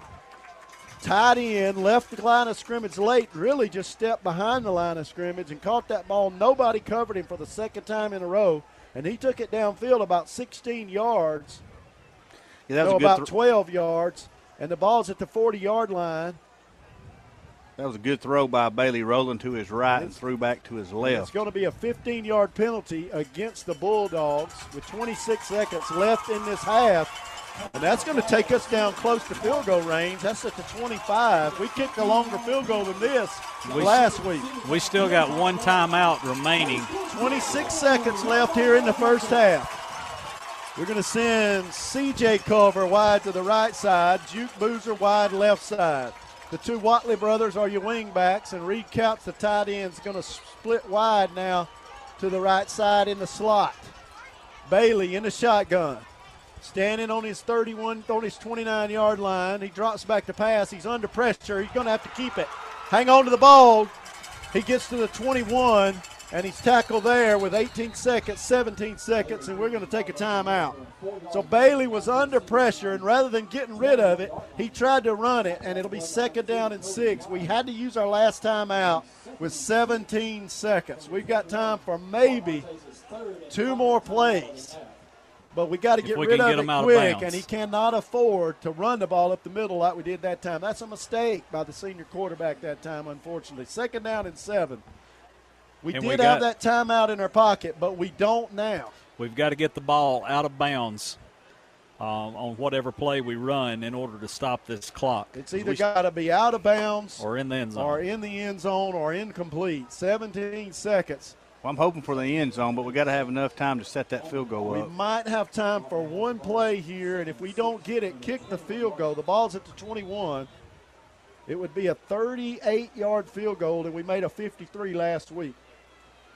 And the wind is at our back, what little wind there is.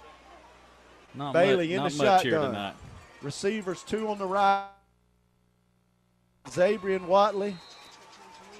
And Javen Watley in the backfield, in the wing-back positions. Bailey in the shot.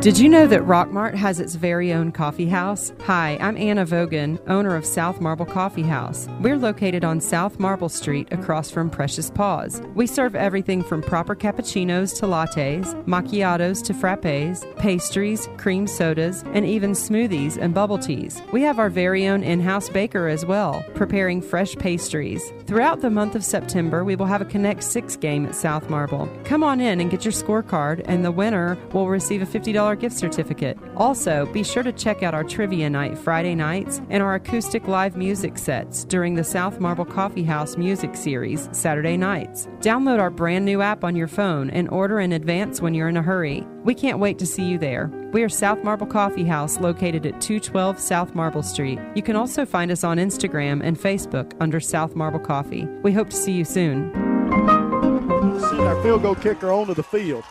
You know, that play there, we threw it right over the middle. But come on, get it set, guys. If we'd have caught it, we'd have been out of time. 8 seconds. The officials are not set. Watley gets in position. And Cedartown's trying to call a timeout, and they do. They're trying to ice our kicker here with 8 seconds left.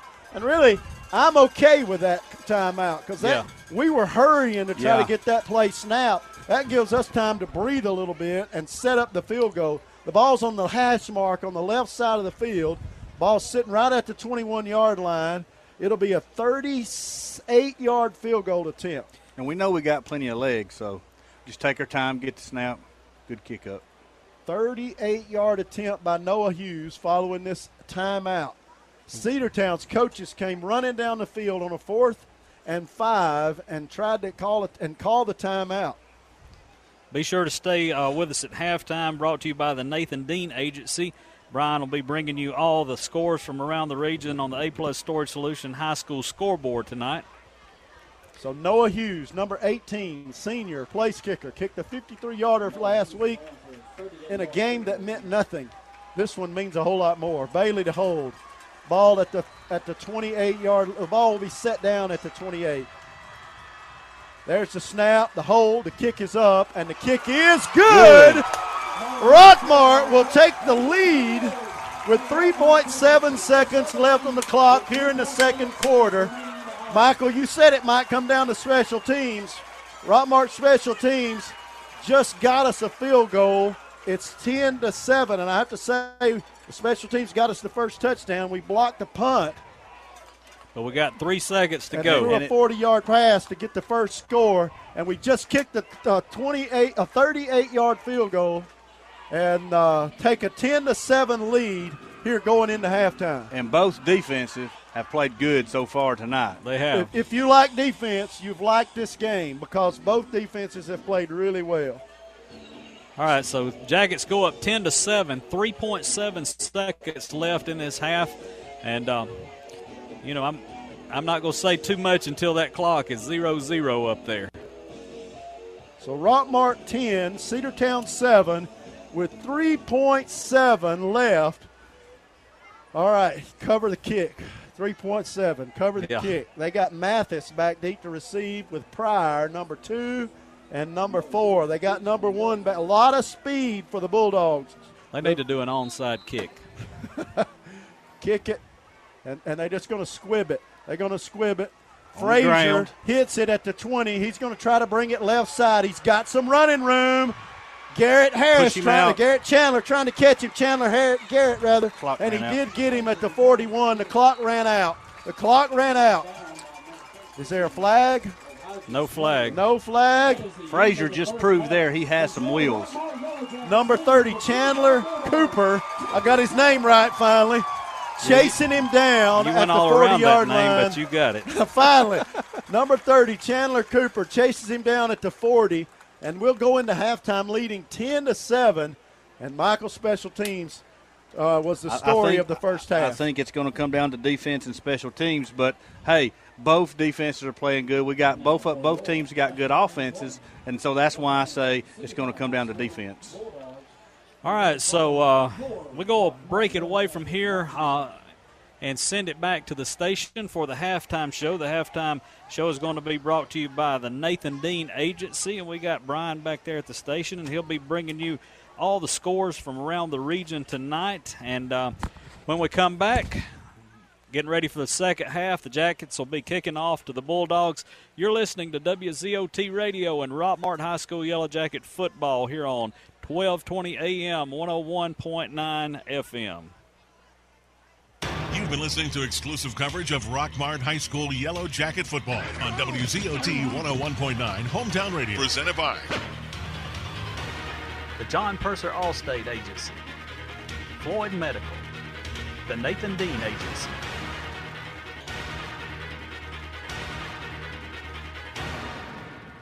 The wait is over. It's game time on WZOT 101.9. This is Rockmart High Football, presented by the John Purser Allstate Agency, Floyd Medical, the Nathan Dean Agency. All right, we're back here at Rockmart High School where the Jackets up 10-7 over our crosstown rival Cedartown. Getting ready to start this second half here, and we've got Michael down on the sidelines. He's trying to catch Coach Parsons, he comes out of the locker room. But the first half is really a defensive battle, that first half for us. It was. I tell you, Rockmart had a big play on offense after blocking a punt and threw a touchdown pass from Dylan Bailey to Juke Boozer with 2 minutes and 23 seconds left in the first quarter. A 40-yard completion for a touchdown after we blocked a punt. Payne Culver, number 12, senior, came off the left side of the Jacket defense, junior rather, and blocked the punt to set up a 1st and 10 at the 40 on the Cedartown side of the field. And Dylan Bailey dropped straight back, threw a perfect pass right down the center of the field to Juke Boozer, threw it over his shoulder, really looked like a good throw, and Boozer caught it on about the 10-yard line and ran it into the end zone to tie the score 7-7. It remained 7-7 until there was about 8 seconds left on the clock. Rockmart with a 4th down following a penalty that Cedartown declined. And Rockmart was going to set up a field goal. Cedartown called a timeout. We were trying to get our field goal unit out there and get them set. Cedartown did us a favor and called timeout. And so Rockmart kicked a field goal to make it 10-7. And that's the way it was going into halftime, 10-7.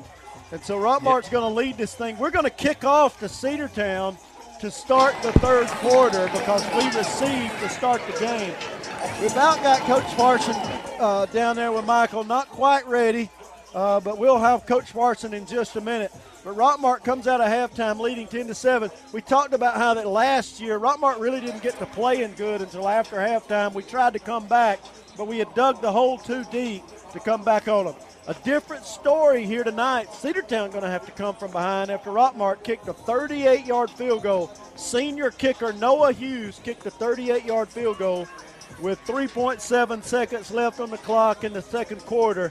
And Jackets leading this thing now 10-7 coming out of halftime, getting into the third quarter. And the Jackets just came out of the locker room a little bit late coming out, so I hope we can catch Coach Parson as he comes out. Michael's standing on the sideline down there waiting for him to come out, but I don't know if he'll have a chance to get over there and talk to Michael or not. But if we can, we're going to see what his thoughts were for the first half and see what he's looking forward for out of this second half from our guys. Both teams had a fumble at one point in the second quarter. Cedartown fumbled it to us, threw a pass. Receiver caught it, tried to turn and run upfield. A Rockmart defender, I believe it was Zorian Hendricks, who punched it out of his hands and then recovered it. And then on the first play, after recovering that fumble, Dylan Bailey trying to scramble around, tries to get his arm up to throw it downfield. Cedartown hits his arm as he's bringing the ball up. The first call was that it was an incomplete pass. Then the officials got together and decided that his arm wasn't moving forward and that the ball was fumbled. That gave Cedartown the ball after that fumble. But then Rockmart came up big and forced Cedartown to punt, even though we gave them the ball on our own 40-yard line. Rockmart forces a punt out of Cedartown.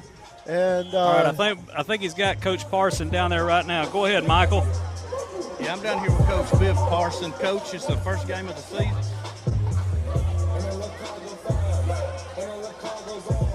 Coach is not talking into the microphone. I'll tell you, so we don't know what Coach is saying. He is not talking directly into the microphone. And so we'll get Michael to kind of recap what Coach Parson is talking about down there to start this third quarter. We're 2 minutes and 30 seconds away from kickoff here in the halftime. We've come out of halftime. Rockmart leading 10-0. I was talking about that last drive. Rockmart got the ball on our own 25-yard line.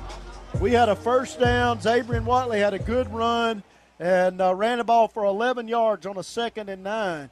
And we had the ball on our own 37-yard line. We threw a pass to Reed Couch. He made a great catch, and they called illegal touching. Reed was covered up and was not a legal receiver, and so he was downfield, and he was not a legal receiver. We threw the same play to him the next play, same pass, and Reed ran it downfield, got good yardage out of it. And then we got at the end of that play, Cedartown comes in late, right on the sideline, with a tackle. A guy put his forearm into Reed's helmet as he's tackling him out of bounds at about the 40-yard line. We picked up 15 yards out of that, got it down to the 25-yard line. We were able to move the ball forward to the 21, and from there is where we kicked the field goal and set the tee down on the 28-yard line. And Noah Hughes kicked it forward and made the field goal with 3.7 seconds left in this first half. We're going to take a commercial break, and we'll be right back for the kickoff to start the third quarter. Ridge Tires, you can do more than test your limits. You can crush them. Now you can tackle some of the toughest conditions on Earth with a little extra savings. Between August 22nd and September 4th, 2018, get a $50 or $70 reward card after submission with purchase of 4 new BF Goodrich passenger or light truck tires. Go to the experts at McNabb Tire and Wheel, 522 Goodyear Street. See bfgoodrichtires.com/promo for details and full list of qualifying tires. Offer expires 9/4/2018. Void where prohibited. Are your power bills way too high? Maybe it's time you contact your local insulation dealer. TNT Insulation can handle all your insulation needs, from new home construction to general repair. Give them a call at 770-684-1887. Now back to the game on WZOT 101.9. Back to the game where Rockmart set to kick off here to start the third quarter, leading 10-7. We'll get you some scores from around the area. I don't know if they were doing that in the studio or not. Brian's been giving us updates throughout the night on the A-Plus Storage Solution High School scoreboard. So we'll get you some scores from around the area as we go through the night. A lot of good games going on in our area. Some games played already last night. Rome and Calhoun played down in the Dome to start the season in that Corky Kell Classic. Ball will be set down at the 40-yard line. Noah Hughes set to kick. Rockmart leading 10-7 over Cedartown. It's been a long time since we've had a lead at halftime over the Bulldogs. Rockmart to kick. Noah Hughes gets his foot into it. High kick. Going to be fielded at the 4-yard line by Tony Mathis. He takes it to the middle of the field, goes to his left, cuts up field. He's across the 30, steps away from Noah Hughes, gets around the quarter. He's at the 45. We finally tackle him very near the 50-yard line. And no flag on the play. That's a clean run. He ran that ball for 46 yards. 46-yard return by Tony Mathis to set up great field position for the Bulldogs. Michael, we lost you down there, so what did the coach have to say about the first half? Pretty much same thing we did. Basically, defense, he said we was in uncharted waters right now, but we're up. But the defense played good, and that we got to finish, just like we talked about last year. Got to finish, start and finish. Cedartown with the ball on their own 48. Give the ball to Tony Mathis. He's running a little harder on this play, picked up 4 yards. He kind of tiptoed through the line a couple of times in that first half, but he took the ball with a little head of steam that time. Picked up 2 yards, though. Good job by the Jacket defensive front, led by Dante Williams, to get the stop after a short gain of 2 yards. It's 2nd down and 8.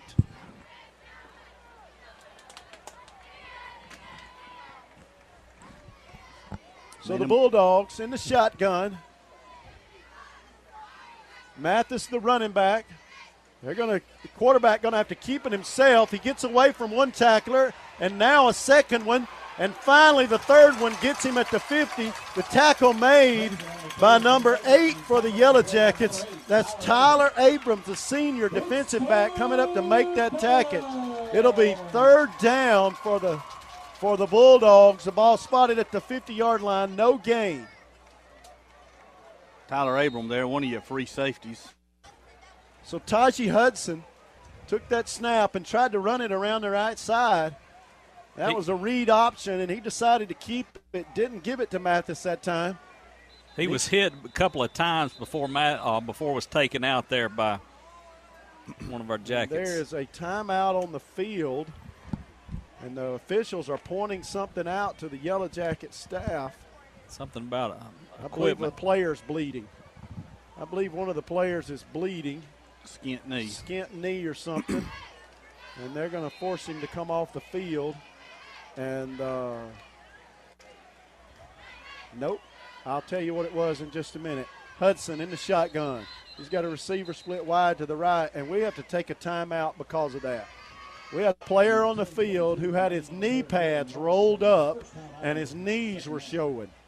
I'm not going to call his name, but he had his knee pads showing, his knees showing rather, and the official stopped the play and forced him to come off the field and get his uniform on right. And that's not allowed in high school football. That is not allowed in high school football. It's no longer allowed in college football even. You'll see college players do it. I've never seen them call it, but they're supposed to wear the knee pads even in college now. It's 3rd down and 8, and because of that, we couldn't get the right personnel on the field and had to take a timeout. So that is a mental error by the Yellowjackets here here in the 3rd quarter. Yeah, and that's early to use a timeout this quick in the second half. For something as silly as that. So 3rd down, a big 3rd down, the ball sitting at the 50-yard line, and the Bulldogs, led by number 8, Taji Hudson, comes out on the field. He's got Pryor and Mathis, Kobe Pryor and Tony Mathis as his running backs. He's in the shotgun with 2 backs, 1 on each side of him. He's got a receiver split wide to the right side. Now Pryor's going to step over to the right. There's 3 receivers there now, 1 to the left. Hudson, he's going to drop back to pass, and he's under pressure immediately. There's a flag down, and Ant Lester's got him wrapped up, and he's going to lose 5 yards rather, the ball back to the 40. And there is a flag down. Looks like it's in the area of holding, but number 5 for the Yellowjackets, he was in the backfield on the quarterback very quickly. Yeah, he came in there. It was a stunt. Peyton Morris did. Stunted right up the middle and forced Hudson out off of his spot. Hudson tried to move to his right, and he got some help from big number 1, Ant Lester, playing inside linebacker. And Ant Lester forced a sack there. He got a sack, loss of 5 yards. It's 4th down and 13 yards to go for the Bulldogs. And so the Jacket defense forces a punt here on Cedartown's first possession of the 3rd quarter. So Cedartown's punter standing back at his own 34-yard line. Good snap. High, short punt. We call the fair catch, and Javen Watley makes it at the 30-yard line. And Rockmart will have decent field possession to start their first offensive possession of the 3rd quarter. We'll take a quick commercial break. It's Customer Appreciation Day, Saturday, August 18th at Chicken Scratch in downtown Rockmart. From 6 a.m. to 3 p.m., they will be giving away a free buttercream cinnamon roll, along with your choice of a small coffee or water while supplies last. Door prize drawings will be held throughout the day, no purchase necessary. The folks at Chicken Scratch would like to thank the community and all of their loyal customers. Chicken Scratch, where it's made from scratch just like Grandma made them. Customer Appreciation Day, Saturday, August 18th, located on South Marble Street in downtown Rockmart. Dylan Bailey takes the snap and hands it off to Zabrian Watley, number 3. He tries to get around their left side with that speed sweep. And again, the Bulldogs are blocking that up at the line of scrimmage. Nothing doing, a loss of a half a yard. It's 2nd down and 11. 2nd down and 11, a full yard loss. The ball back to the 29-yard line. We've run that play all night long, and it has not been effective. Yeah, they have definitely worked in practice to stop our speed sweep. Receiver split wide each side of the field. Bailey in the shotgun. Both Watley brothers are the wing backs. Javen on the left, and he goes in motion. Bailey going to drop back to pass. He's got nobody open, and he throws it long down the right hash, and it falls incomplete. Juke Boozer was the closest receiver. He had 2 defenders back there with him, and one of them is big number 1, Zaquan Frazier, and he was running step for step with Boozer. And Bailey overthrew everybody. It'll be 3rd down and 11. A lot of these guys doing double duty on offense and defense for both teams tonight. Chandler Cooper, number 30, split wide to the left. We got 2 receivers to the right side. One is Reed Couch. Bailey going to look to throw. He's going to hit Javen Watley crossing at the line of scrimmage. He breaks a tackle and gets to the 35. We hit Javen Watley out of the backfield. He ran a little crossing pattern right down the line of scrimmage. Kind of a dump-off pass. He was the wing back, ran out here to the left side, and then ran right down the line of scrimmage. Bailey hit him in the middle of the field. He looked downfield, had nobody open, and Watley was open. Watley picked up 6 yards after the catch, but he needed 11 to get a first down. It's 4th down and 4. And number 6, DeVaris Frazier. 4th down and 4. I guess he picked up 7. The ball's at the 36. We're going to be forced to punt. Number 22 for the Yellowjackets doing the punting, Kieran Roberts. He gets off a high, short punt. Going to bounce at the 40. Roll across the 35, still rolling all the way to the 26-yard line. Turns out to be a pretty good punt. We'll take a quick break with 8:22 left here in the third quarter. Did you know that Rockmart has its very own coffee house? Hi, I'm Anna Vogan, owner of South Marble Coffee House. We're located on South Marble Street across from Precious Paws. We serve everything from proper cappuccinos to lattes, macchiatos to frappes, pastries, cream sodas, and even smoothies and bubble teas. We have our very own in-house baker as well, preparing fresh pastries. Throughout the month of September, we will have a Connect 6 game at South Marble. Come on in and get your scorecard, and the winner will receive a $50 gift certificate. Also, be sure to check out our trivia night Friday nights and our acoustic live music sets during the South Marble Coffee House music series Saturday nights. Download our brand new app on your phone and order in advance when you're in a hurry. We can't wait to see you there. We are South Marble Coffee House located at 212 South Marble Street. You can also find us on Instagram and Facebook under South Marble Coffee. We hope to see you soon. Tajee Hudson in the shotgun, takes a snap, hands it off to number 4, Mathis. He runs it right up the middle and picks up 3 yards on the carry. It's a good run. That may have been number 2, Pryor. Kobe Pryor with the run. It's 2nd down and 7 yards to go. They look very similar. One wearing 2, one wearing 4. Hudson in the shotgun. He's got Pryor in the backfield with him. He's going to give it to him again, and we hit him behind the line of scrimmage. Somebody got in there and hit him. That's number 1, Ant Lester. Ant Lester knifed his way in there from the inside linebacker spot and hit him right in the middle of the field behind the line of scrimmage. He lost a half a yard. It's 3rd and a long 7, maybe 8 yards to go. Cedartown with a long 3rd down here. Yeah, Kobe Pryor goes off the field, and they send Mathis back on. That was a good stop by the Yellowjackets. He just run into the wall there and just got stuffed. We talked a lot about Mathis before the game. We've held him in check to this point, but still a lot of time left. Halfway through the third quarter, Jackets leading 10-7. Hudson in the shotgun. Mathis back there with him, the lone running back. 2 receivers split to the right side. Hudson going to roll to his right. He's looking to throw under pressure, and Ant Lester is having a big series. He sacks him. That's his 2nd sack of this third quarter, back at the 20-yard line. Ant Lester with a big sack on 3rd down. So it was 3rd and 8, and Ant Lester gets a big sack, and Cedartown's going to have to punt. That's a big 3rd down hold for the Yellowjackets there. That's a 7-yard loss on that play, and Cedartown has to punt. Their punter standing back at the 10-yard line. He only takes a 10-yard drop. That's very close. Normally it's about a 14-yard drop for the punter. Ball at the 20. There's the snap. He gets the punt off. Short, quick punt. Caught at the 49-yard line by Javen Watley. So we've got it on the Cedartown side. They're going to mark it right on the 50-yard line. He caught it at the 49. They mark it at the 50. We'll take a quick commercial break. 4 Seasons Landscaping. This company has been in business for 20 years and takes pride in their work. If you have an upcoming project, give Tyson or Rodney a call at 770-778-4347. That's 4 Seasons Landscaping. Let these guys make your landscaping project a reality. Now back to the game on WZOT 101.9. All right, Rockmart with the ball at the 50-yard line.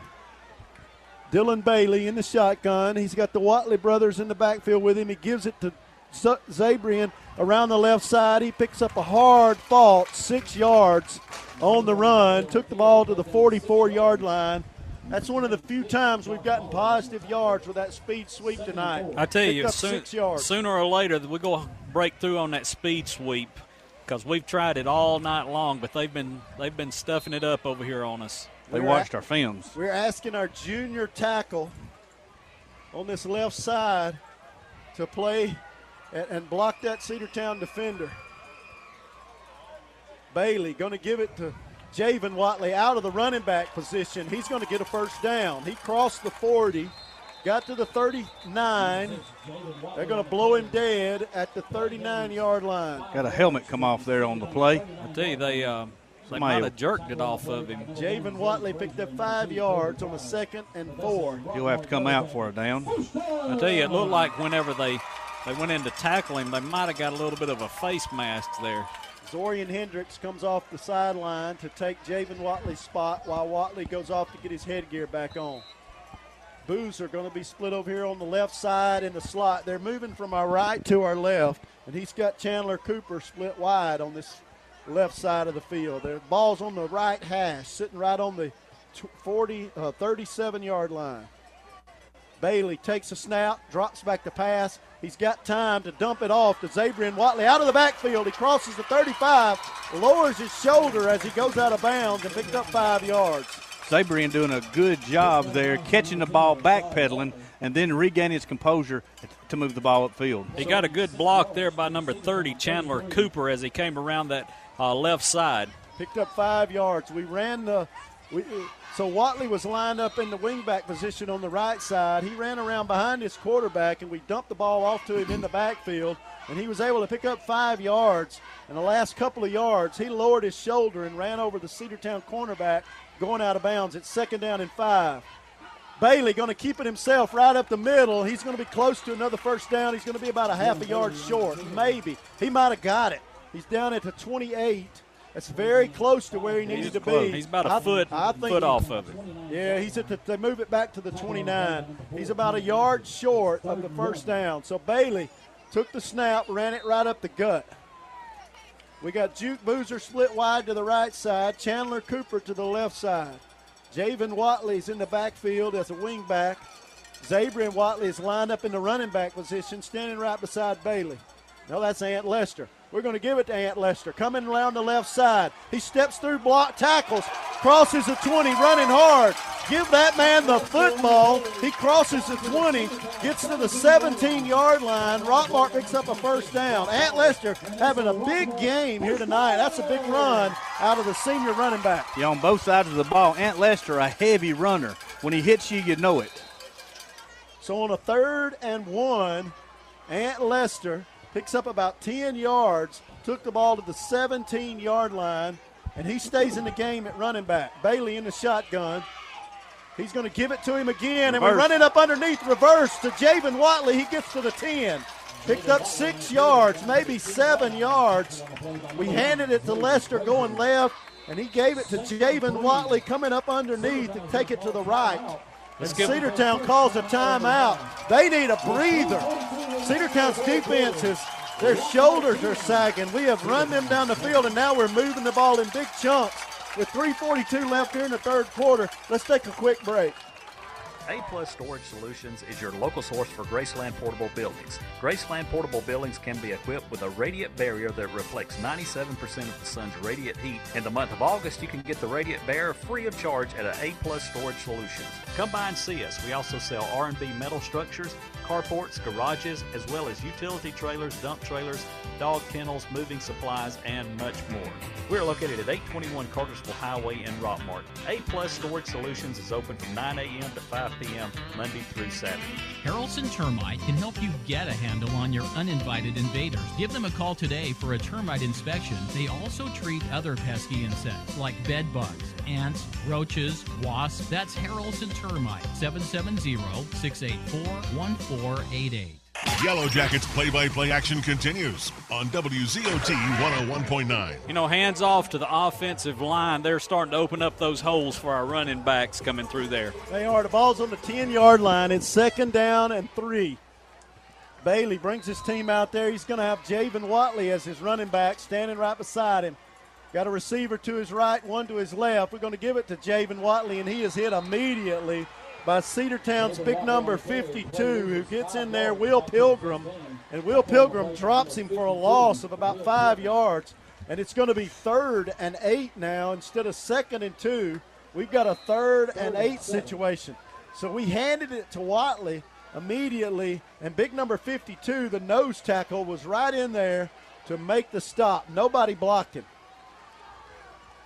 Bailey in the shotgun. No back there with him. He's got his wing backs, though.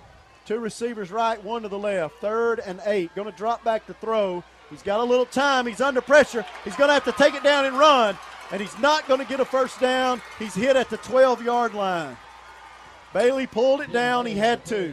He had a little time early, but his receivers were covered, and he had to run with it. He didn't get the first down. He picked up 3 yards, 4th and 5, and no doubt we'll kick another field goal here, or we'll try to kick another field goal. Clock running, 2:40 left here in the third quarter. It's 10-7. We kicked the field goal, a 28-yarder to end the first half.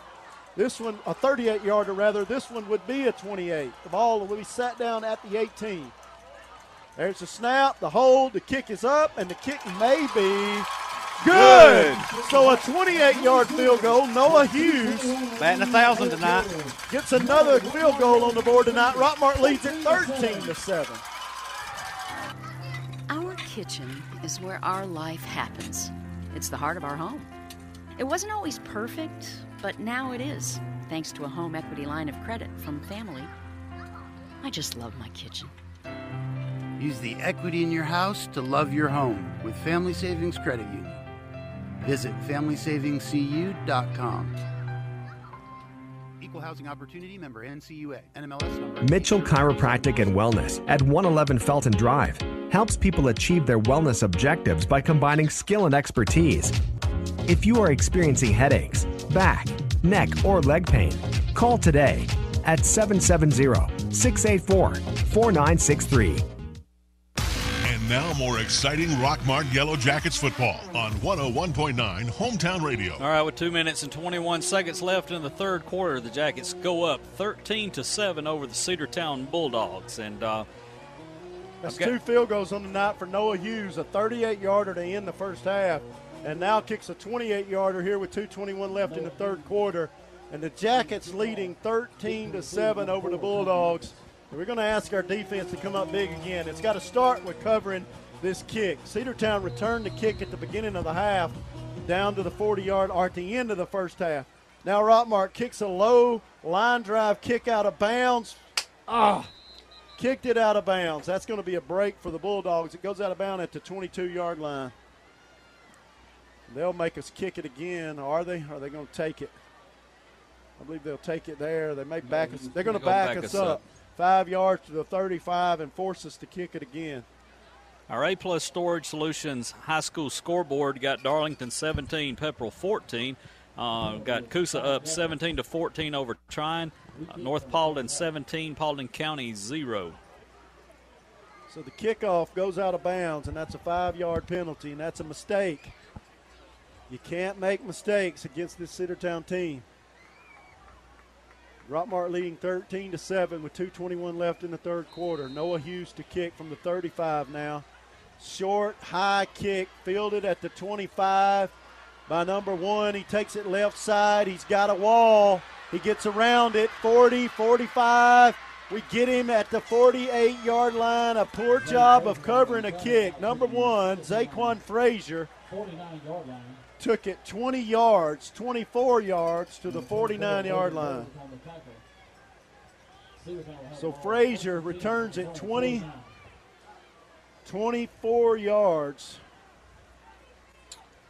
to the 49-yard line. Cedartown has it on their own side of the 50 at the 49-yard line. With 2:10 left here in the third quarter. Getting late in the third quarter. We've put field goals on the board. Only 1 touchdown. That was a 40-yard strike to Juke Boozer early in the first quarter.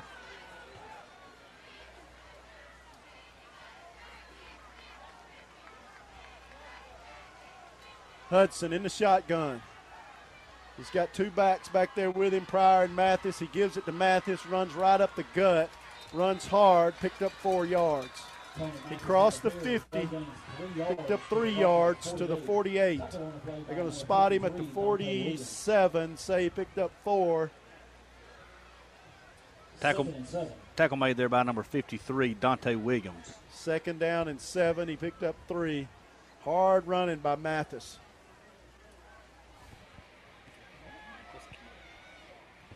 .201 on the clock here in the third quarter. Receiver split wide to the right. Hudson's got Pryor and Mathis in the backfield with him.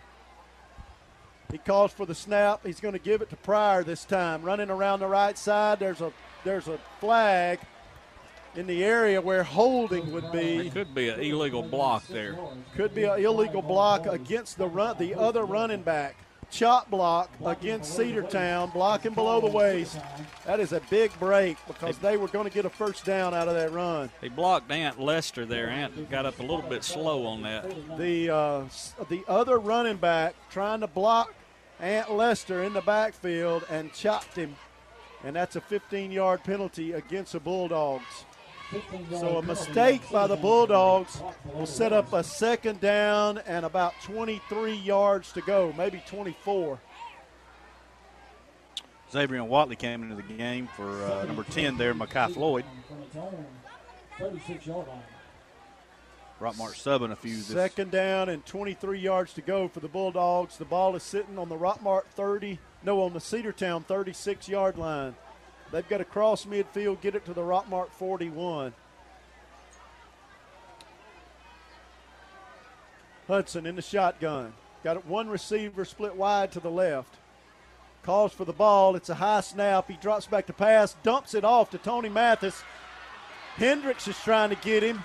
He gets away from him and finally going to be tackled. Payne Culver was in on it. Number 52 was in on the tackle for the Yellowjackets.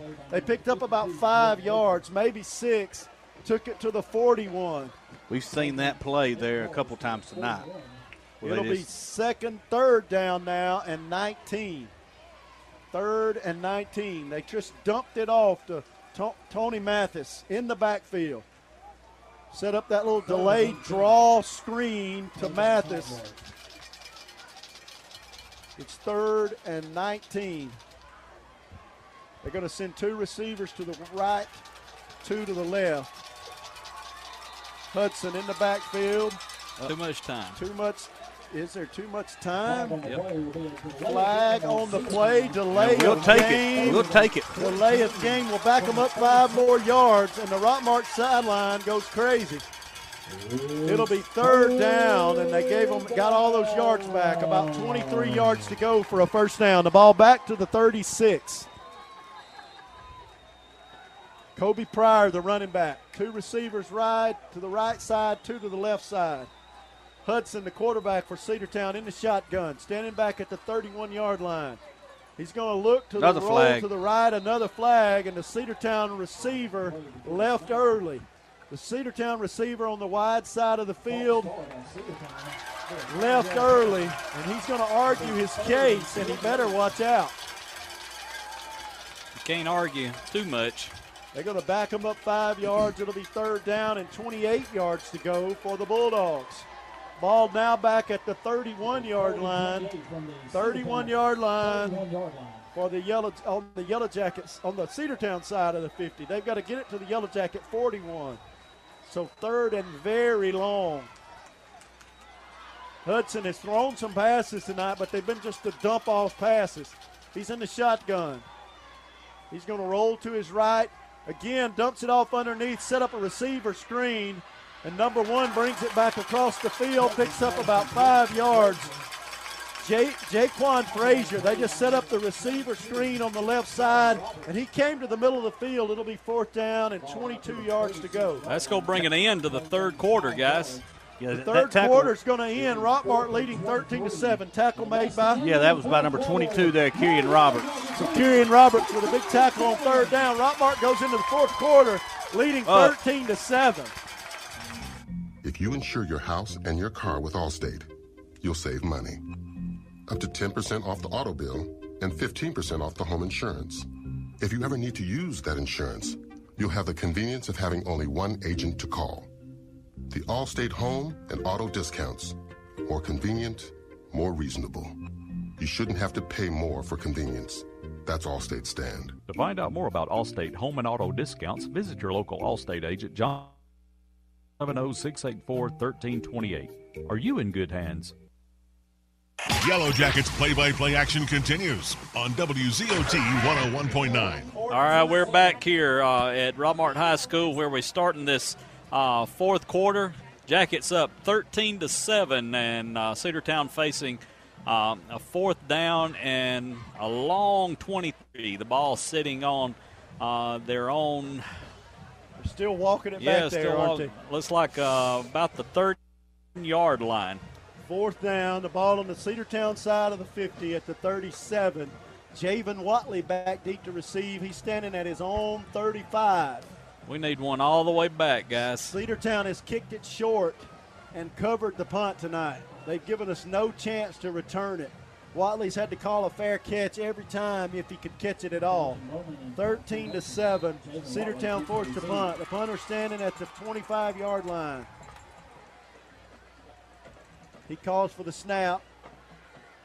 They moved on the line of scrimmage, but he got it off. Another high, short punt. Watley catches it at the 35, and Rockmart will have decent field position to start this 4th quarter, first possession of the 4th quarter. This is a big series for the Yellowjackets. We need to run some time off and put more points on the board. We had Cedartown on their heels on that last drive, and their number 52 for the Bulldogs made a big play on a 2nd down and 2 and caught Javen Watley about 5 yards deep. And because of that, Rockmart ended up having to kick a field goal to stop a drive deep in Cedartown territory. So this drive starts on the Rockmart 35. Bailey in the shotgun. He's going to send Cooper wide to the left. On our own 35, we're going to we left down early on the far side. We had movement over there. That play was slow to develop. False start, 5-yard penalty. It'll be 1st and 15 after a false start. So with 11:52 in the 4th quarter, Cedartown's drive lasted about 2.5 minutes, and we got the ball back here at the 30, 1st and 15. Cooper split to the left side. Bailey in the shotgun with the Watley brothers in the wing positions. He's going to drop back to pass. He's going to try to throw it down the middle of the field. He hits his tight end. He hit his tight end right in the middle of the field. There's a flag. There's a flag. That's a 18-yard conversion. So Reed Couch there on the catch, number 47. Pass interference on Rockmart. That is. How can it be pass interference on Rockmart? He was running when he caught the ball. Well, where he threw the flag was at least 15 yards from the play. And he threw it back toward the line. Go back and watch this on Facebook later. Moves the Yellowjackets back to the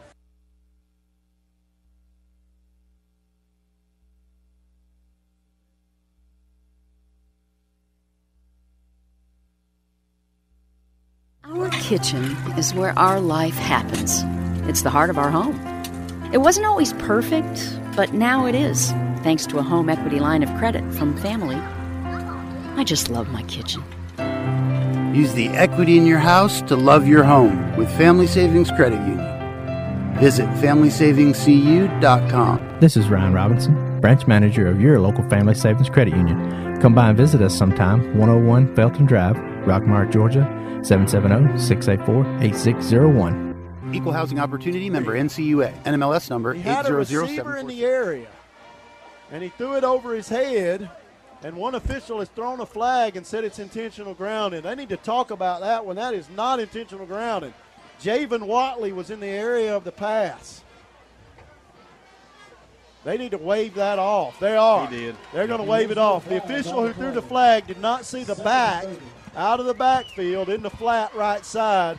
Bailey threw it over his head. Watley was covered, and Bailey just got rid of it. It'll be 2nd down and 30 yards to go. And we need to move the ball. We can't punt it from here. We got a receiver wide on each side of the field. Zabrian Watley goes in motion, and we hand it off up underneath to Javen Watley, and he's going to pick up 4 yards, and he's met by 2 defenders, and they turn him backwards. He picked up about 4 yards, took it to the 20 to the 19. Kind of slipped coming out of that backfield on that cutback. We faked the handoff to Zabrian Watley going left, and we handed it off to Javen Watley coming up the middle from the left side. And now it's third down. Third down and about 25 yards to go, 26. So 3rd and 26. Bailey got 2 receivers left. We got to get some yardage here. Look for your tight end. Drops back to pass. He's got a little time, but now he's under pressure. He does, and it's intercepted. He hit Reed Couch. It was up too high. There's a block in the back. There's going to be a flag. 2 flags out. 2 flags. Number 1, Zaquan Frazier. He was trying to hit Reed Couch in the middle of the field. He hit him in his hands. Yeah. He could have made the catch. It was a high thrown ball. There's 2 flags on the return. Zaquan Frazier took it down to the 6-yard line, but there's 2 flags. Yeah. 1 at the 11 and 1 at the 24. Bailey throws a pretty heavy ball. He had to put a little on that one, so it was coming through there to Reed. Yes. Holding Rockmart. Block in the back, Cedartown. I saw that one.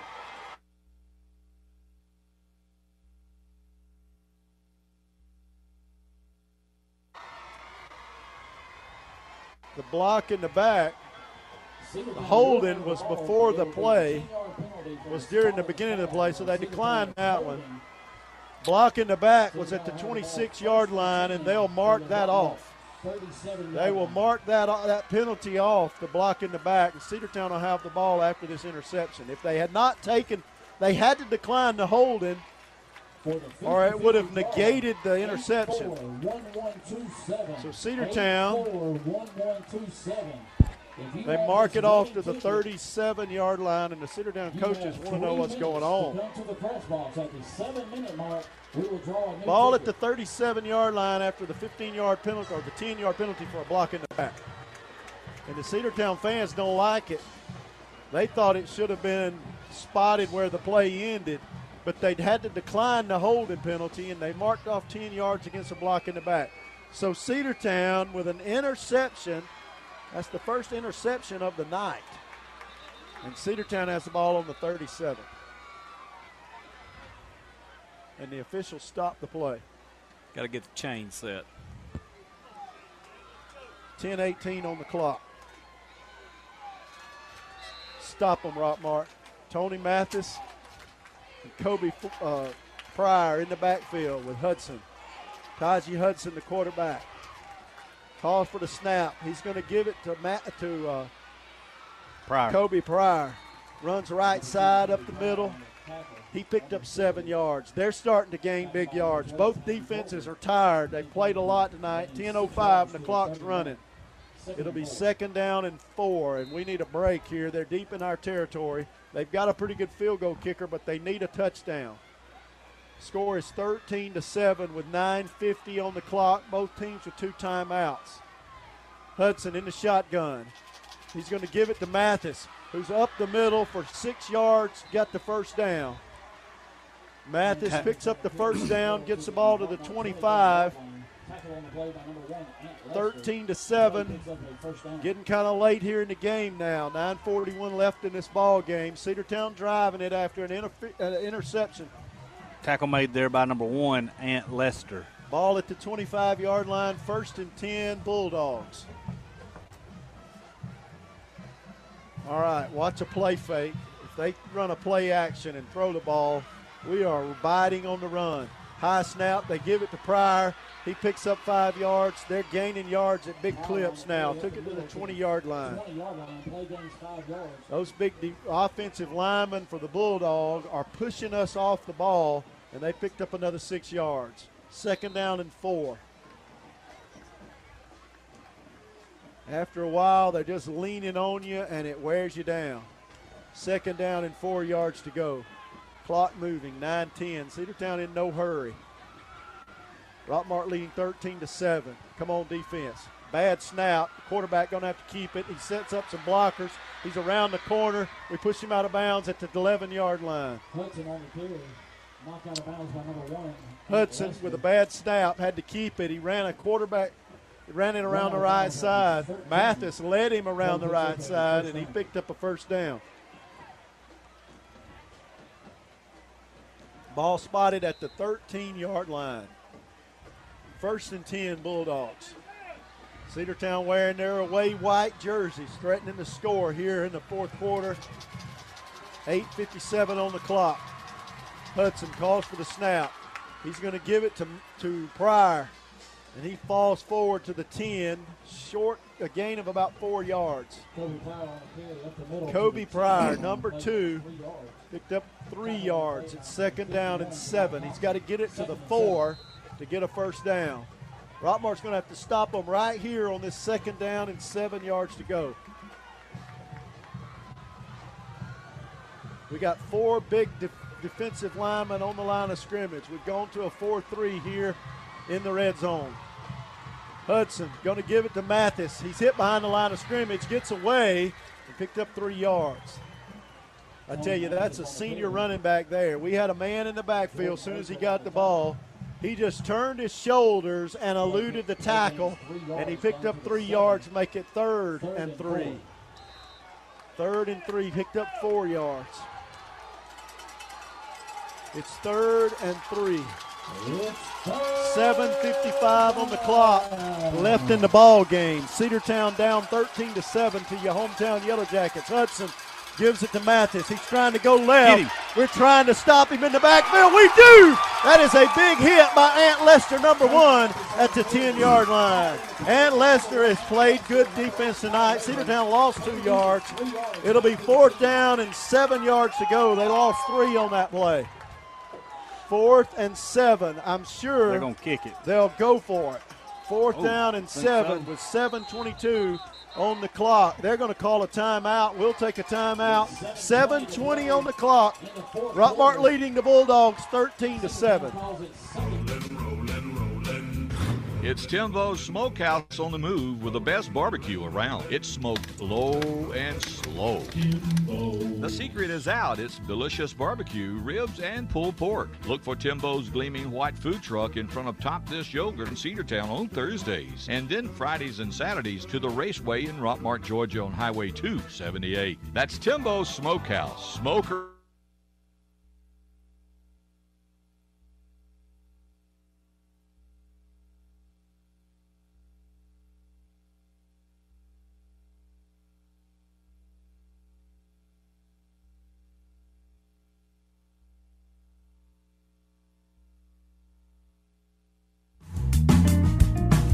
Four Seasons Landscaping, this company has been in business for 20 years and takes pride in their work.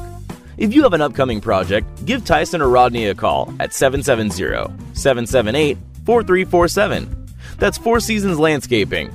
Let these guys make your landscaping project a reality. In the game, Kobe Pryor is back there. They've got 2 fullbacks in the game. No one. They brought in a fullback. 1 fullback. They got 2 receivers split wide to the right side. Hudson, the quarterback. Big play He's here. going to drop back, roll to his right. He's trying to get some blockers set up. We're going to get him. Nope. Did we stop him? He may have got a first down. He's close. He's very close to a first down. He got to the 3. That's about where he needed to get to.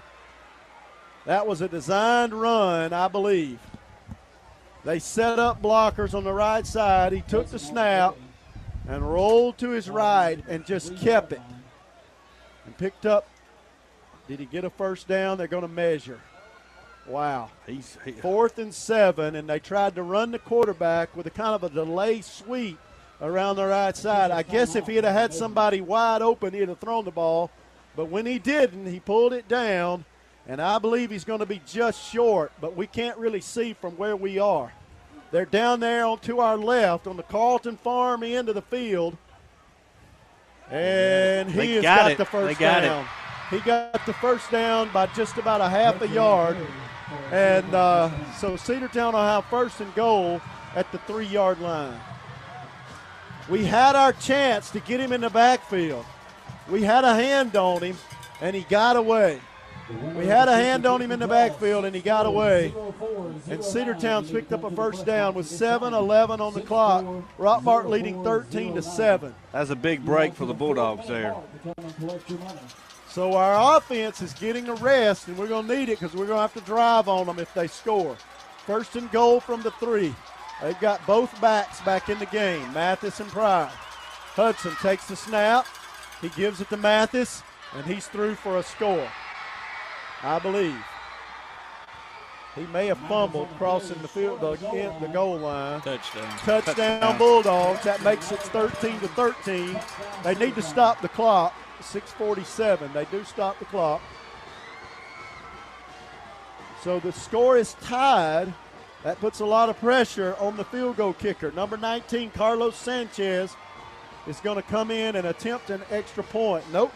They're going for it's going to be number 47, Jorge Pineda.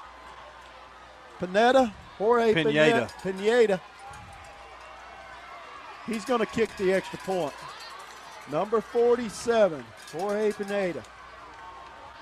And they don't have enough men out there on the field, and they're going to have to waste a timeout. They have to waste a timeout to kick the extra point. We'll take a quick timeout ourselves.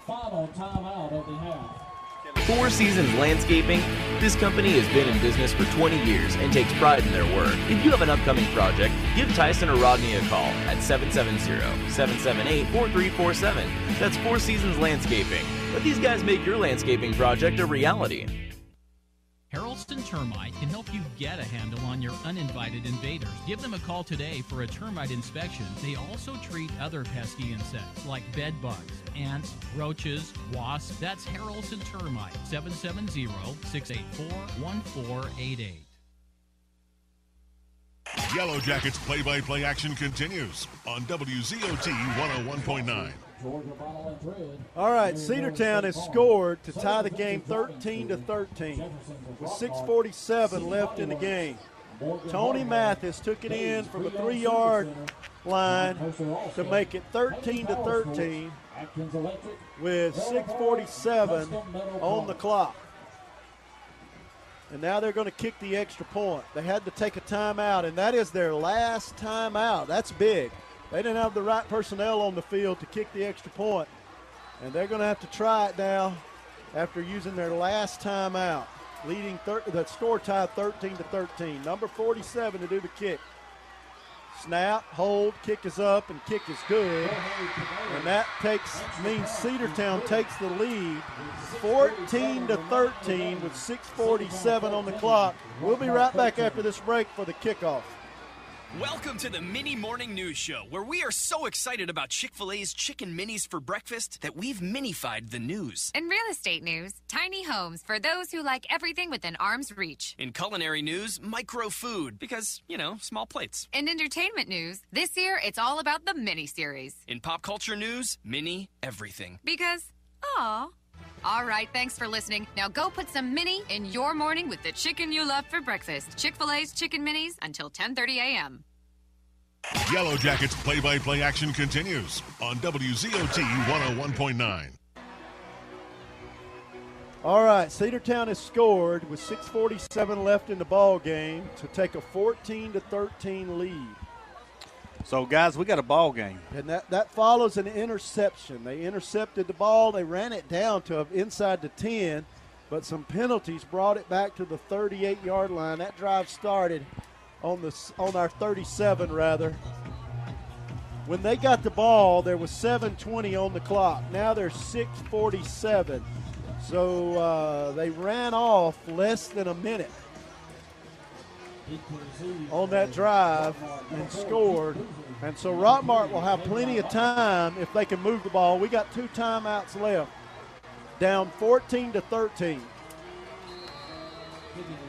Cedartown scored first, so this is not the first time we've been behind. There's a high kick fielded at the 40-yard line. We bring it up the left sideline, step out of bounds at about the 25. That's a good, clean return. Return there by Juke Boozer, number 4 for the Yellowjackets. Juke Boozer ran the ball up the sideline to the 24. 20-yard return by Juke Boozer.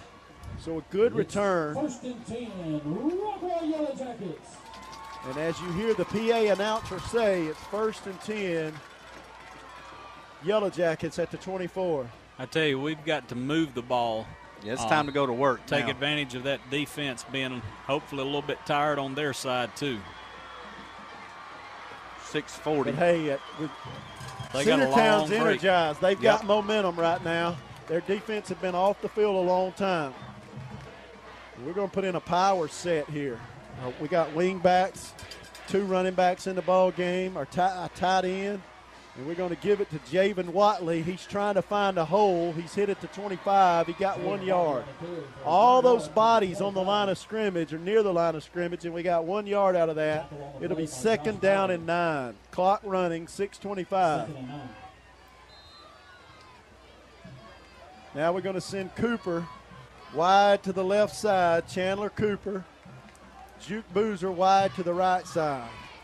Can we find a back out of the backfield and get some yards here? 2nd and 9, 6:08 left. Clock running. Bailey in the shotgun. Sends Zabrian Watley in motion, and he gives it to him, and we moved early. We're going to back it up 5 yards. So we're getting a little tight here and making some mistakes. 6:02 left in the ball game. It's going to be 2nd and 14. We're going the wrong way, fellas. We've been down here on this end of the field the whole first half. 6:02. The whole second half. We send Chandler Cooper off. We bring in C.J. Culver, number 7. Got to get a play. He's going to split to the left. Juke Boozer split out to the right side. Javen Watley's left wing back. Zabrian Watley's the right wing back. Bailey in the shotgun.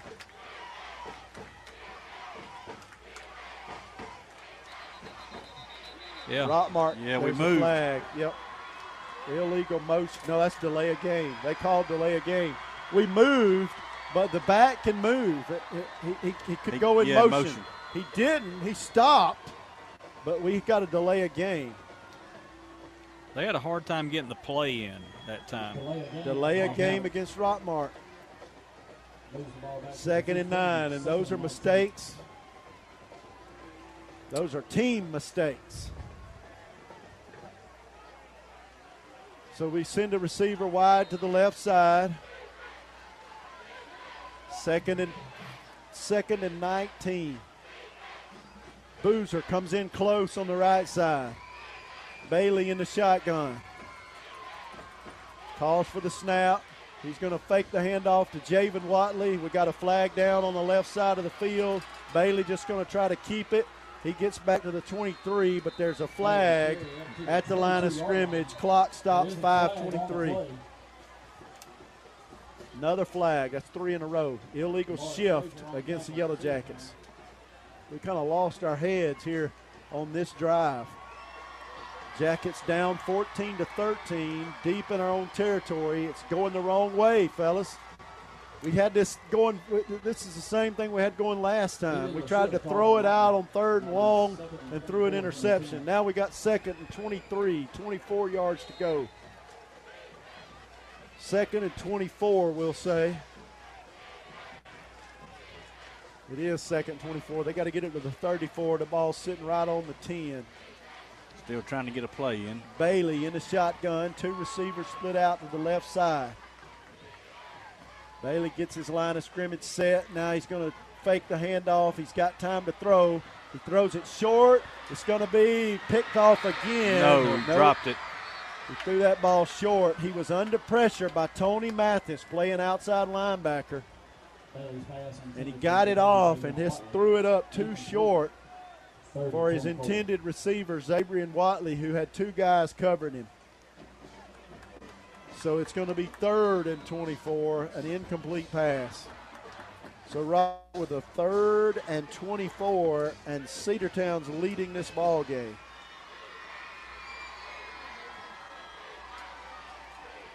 Third and 24 on our 10.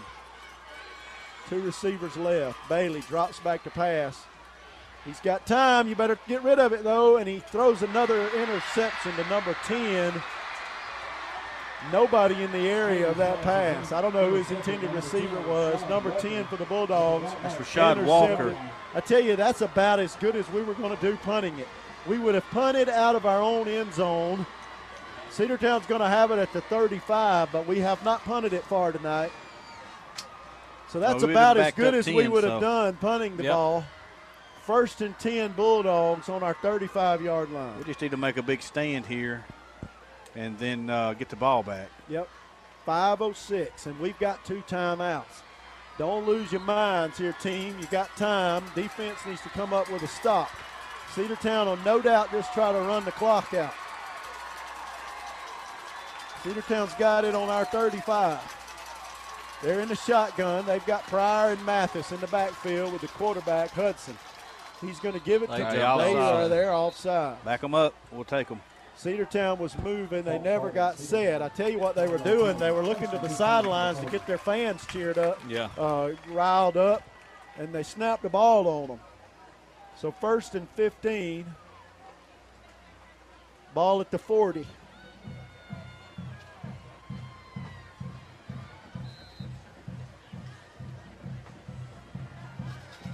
So 5:03. That took 3 seconds. We'll take it. Same formation. Hudson in the backfield. He's got Pryor and Mathis back there with him. He's going to fake the handoff to Pryor, give it to Mathis. We hit him right there at the line of scrimmage. No gain. They're going to say he was dead right at the 40. It'll be 2nd and 15. Dante Williams hit him in the hole and stopped him at the line of scrimmage.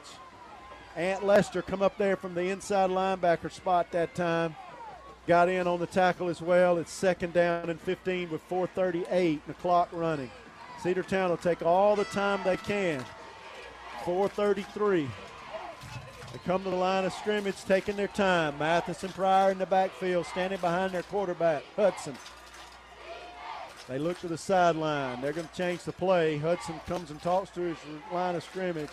They could get a 5-yard penalty here. Now the backs don't know what the play is. They get it off. Give it to Pryor, takes it right side, picked up 5 yards. Got it to the 35, clock running, 4:05, 4:04. It'll be 3rd and 10. Wow, this is a big play. 3rd and 10. They could I don't know what their field goal kicker's got. He could get one from here. 3rd and 10 at the 35. We got to have his stop right here, guys.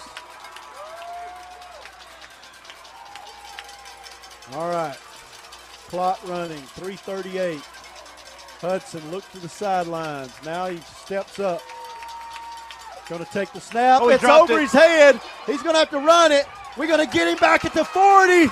Yes, we do. With 3:26 on the clock, we tackle the quarterback. A bad snap. It snapped through his hands. Ant Lester on the grab there. Flag. There's a 41-yard line. Nope, they're moving the chains. 4th down and 16. And Rockmart takes timeout. Rockmart's called a timeout with 3:21 on the clock on a 4th down and 16 yards to go.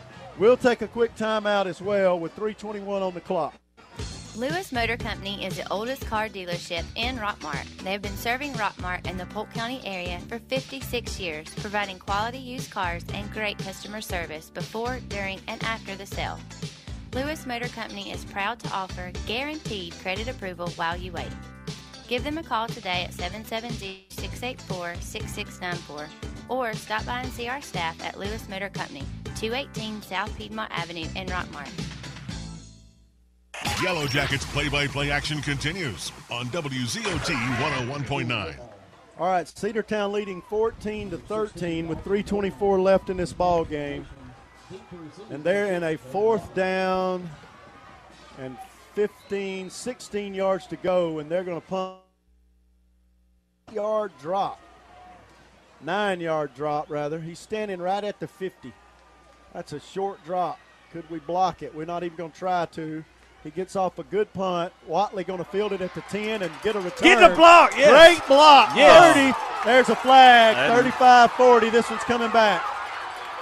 This one is coming back. That was a legal block, and there's 3 flags back there. Yeah, I mean, he did Yeah, there is. He just hit him. There was that no was targeting. a legal block. He got his head in front of him. It was a vicious block, but he got his head in front of him. That's a game changer right there. That is. It looked worse than it was. He got his head in front of him. He just got hit. That's it. And knocked him off his feet, and they called it block in the back. The flags are on the 15. That was not a block in the back. That is a legal block. Now, that both players were moving. That's what made it look so vicious. But, I mean, come on. Well, he nailed him, but it was all legal. That's a game changer, guys, right there. The ball, yeah. They're going to spot it back at the 7.5-7-yard line. That is a legal block, and it was called illegal. That's a poor job by the officials. All three of them. All three of them.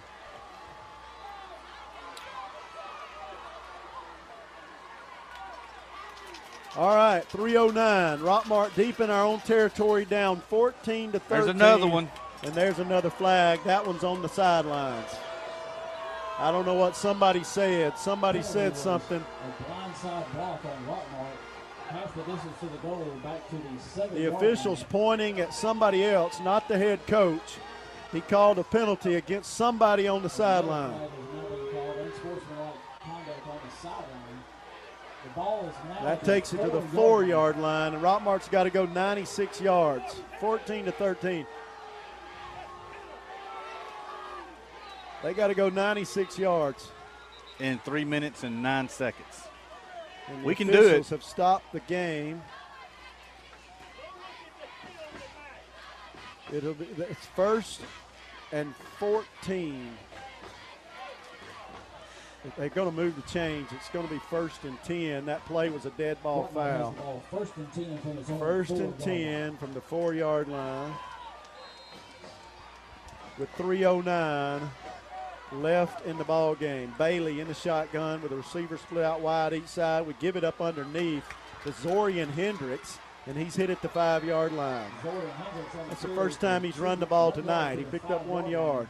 He is a burner, though. If we could have got him outside, he's go fast. the distance. They better get some plays in. It's 2nd down and 9 with 2:50. We got one timeout, and we're not acting like we're in a hurry.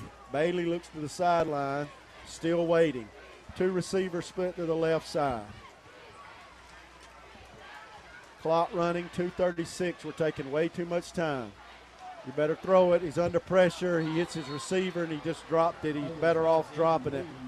That was incomplete, intended for Xavier Watley, running a little crossing right behind the line of, right at the down the line of scrimmage. It's going to be 3rd and 9. This is the 3rd drive in a row. We've been in this same spot with a long third down. We're deep, way back. Ball on the 5-yard line. The Rockmart 5. 2:30 left in the ball game. We just got one timeout. All right.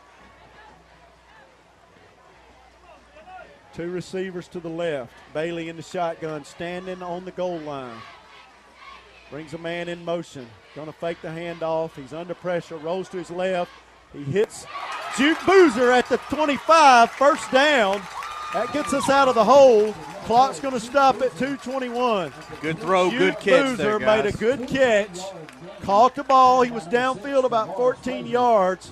Caught it, turned around, got a couple more. 1st and 10 Yellowjackets. Ball at the 30, at the 27. He caught it at the 25, got a couple more yards. Ball at the 27. Clock running, 2:15.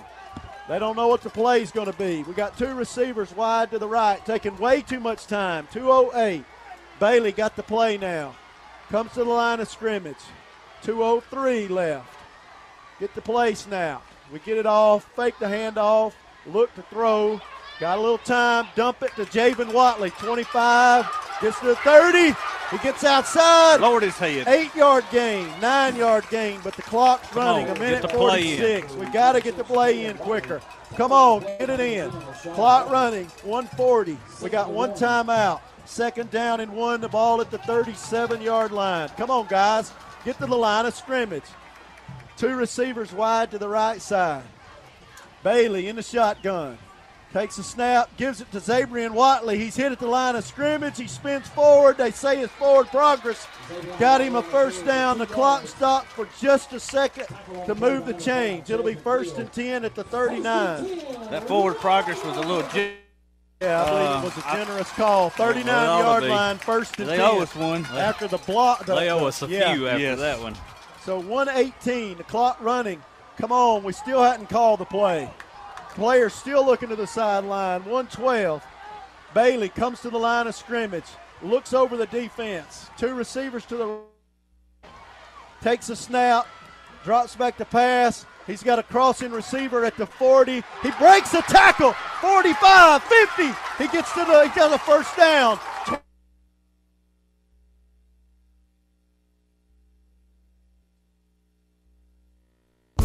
Go to the experts at McNabb Tire and Wheel. We install truck lifts and truck accessories. We offer full tire service and alignment. AC and complete service is available. 522 Goodyear Street, Rockmart. Phone 770-684-5067 today. Hey everyone, Jeff Bailey here with Days Pre-Owned Supercenter right across from Rockmart High School. Come find out why we're the region champs in the car business. Get a Days deal once, you're a customer for life. Enjoy the game. Go Jackets.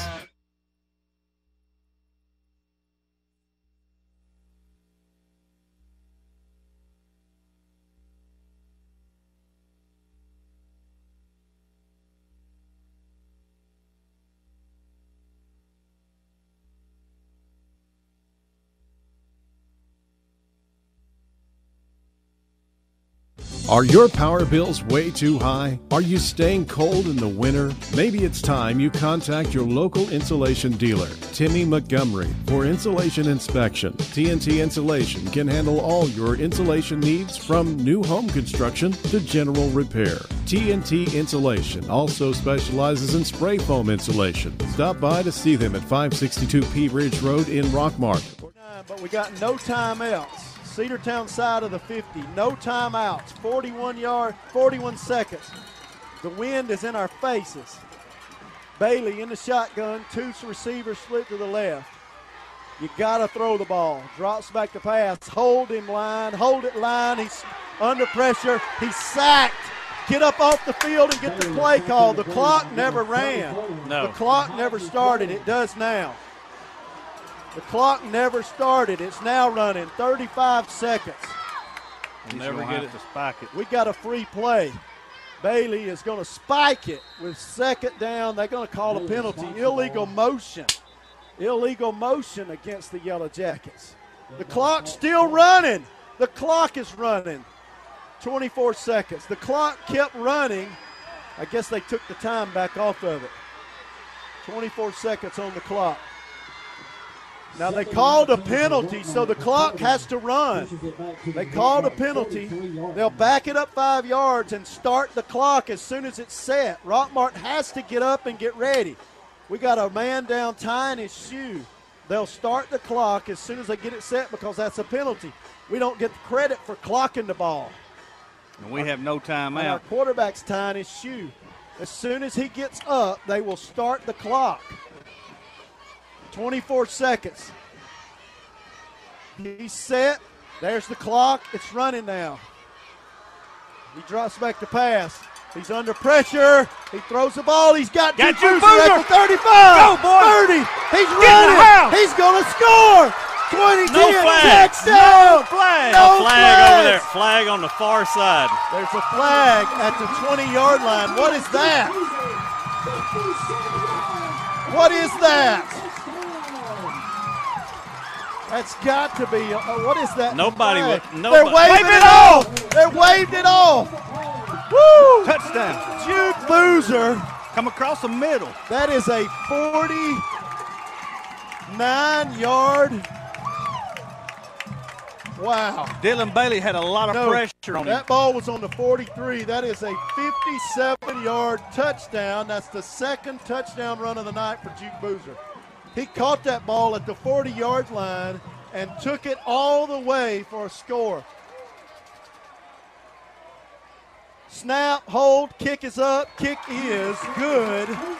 Rockmart takes a 20-14 lead with 12:18 on the clock. 12.8 seconds. Dylan Bailey had a lot of pressure on him coming out of the backfield there. Found Juke Boozer cutting across the middle, and he was off to the races. Boozer ran it. He caught it at the 40.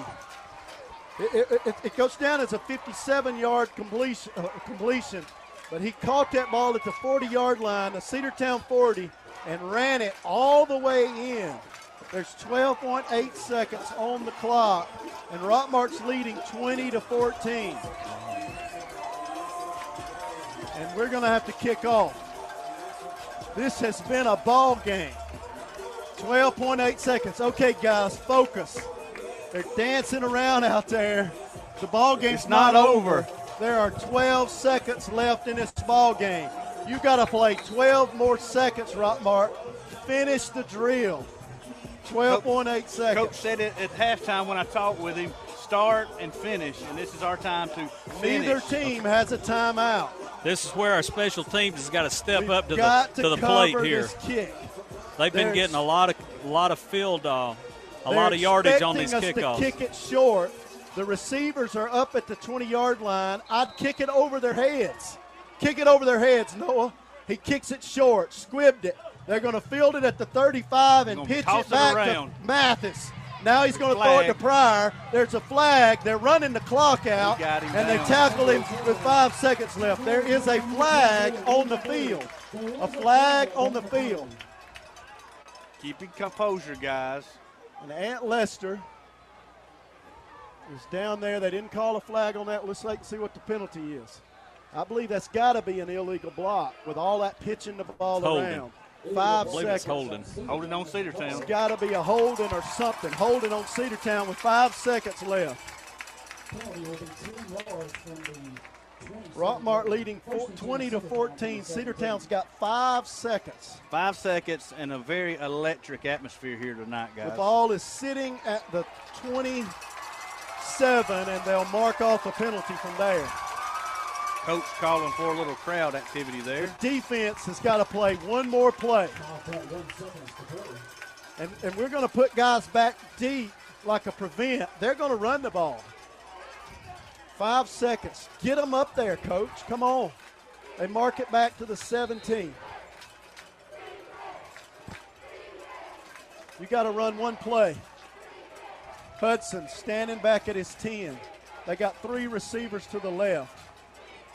That's Pryor is one of them. Frazier's another one. They're going to hit. He's under pressure. He's going to hit Pryor out of the backfield. Got him. And we hit him at the 20. Almost. He reverses his field. He gets to the 25. Still hadn't tackled him. Ball game. Rockmart has won this ball game 20-14 here at home. Can you believe it? We have beaten the Bulldogs. After, an 8-year drought? Has it been 8 years? I think it's been 8 years since we won. 8 years since Rockmart won. And we've won this ball game 20-14. Rockmart finished. They finished tonight. Good ball game. Close ball game. Both teams played hard all night long. And I tell you, I'm proud of both teams. There wasn't any extra stuff going on tonight. Both teams played a clean ball game. And Rockmart just comes away with a win. Cedartown had it won and let Rockmart make a great athletic play. A 57-yard pass. Dylan Bailey stepped up in the pocket, avoided a sack, threw the ball 17 yards downfield to Juke Boozer. And Boozer took it 40 yards for the touchdown score to take it into the end zone, 20-14. There was a flag on the sideline, but the referee, I guess, had just lost it out of his pocket. Yeah, dropped it out of his pocket. But because when we saw that flag, there was no jacket there over was there. nothing over there. The play, there was nobody anywhere near that spot on the field. Hey, Fox 5 was here tonight. This is the game of the week for Fox 5. So tune in. They saw a great one. Tune in to Fox 5. It's 10:20. You're going to see Rockmart on the news tonight getting a win here against Cedartown 20-14. Hey, if you want to see this game on Facebook later on, you can watch it on the website. with all the video tonight, www.esenetworks.com. esenetworks.com, and search for RHS. Search for Rockmart High School, and you'll find this game. You can watch this game in its entirety on that website. Rockmart gets the win 20-14. I tell you, it was a great game tonight, and, the defense for the Jackets, they stepped up when they had to and held Cedartown to only 14 points, but they stepped up at critical times and backed them up and gave us a lot of opportunities for our offense, but we just couldn't connect until late here in the ball game, and we connected when we needed it. Yeah, the senior quarterback kept his composure. We played in most of the fourth quarter over here on the deep in our own territory, and he kept his composure. He led his team out. He threw a 57 yard pass touchdown to Juke Boozer, and you can't ask for a better ending. That's the second touchdown throw to Boozer tonight. Boozer had a 40-yard completion for a touchdown early in the game. A beautiful throw. This one was all Boozer. He threw it downfield. He was wide open. He hit him, caught it, and took it 40 yards, outran two defenders. He's fast. He outran two defenders, took it into the end zone. Rockmart comes away with a score 20-14 with 12 seconds left on the clock. And I think that was the first time that the Jackets had been across midfield the whole second half. Yeah, Mark, you said it earlier, defense, it was a hard-fought defensive game, and Rockmart opened it up here with just seconds left on the clock. We held a pretty high-powered Cedartown team, pretty high-powered offense to only 2 scores, and that's really the ball game. Yep, it's keeping them. Time after time, our defense came up big in the first half and kept Cedartown from scoring, and that's really the difference in this ball game. And special teams, don't forget the block punt that set up the first touchdown pass. Payne Culver blocks a punt. And I tell you, both teams, I'll have to say this, both teams was disciplined tonight as far as, there was no junk going on out there. We have saw it where that it was one fight after another, but this year, it was a good, clean game. A lot of penalties on both sides of the ball, but we're early in the year and trying to get disciplined on that. But the big thing, the Jackets, first time I think in 8 years, finally beat Cedartown. It's going to be hard to pick the player of the game. So you got Juke Boozer, but you've also got Noah Hughes, who kicked 2 field goals, a 38 and a 28. So what a way to start the season. This wasn't a conference game, but what a way to jumpstart our boys. Yeah, you're talking about building up the momentum. Anytime that you can win the first game of the season, but anytime that you can beat Cedartown, that's a big momentum. It is, absolutely. And the same thing for Cedartown. It happens playing about once Rockmart. every 8 years. It's the same. And, it is what it is tonight. Jeff Sharp. All right, Mark. Good job. What else we got? Well, I think we're going to close it out here, but next week we're heading to Central Carrollton. Central of Carroll. Central of Carroll. Jeff, what about girls softball this week? Thursday at home. JV game at 4:30.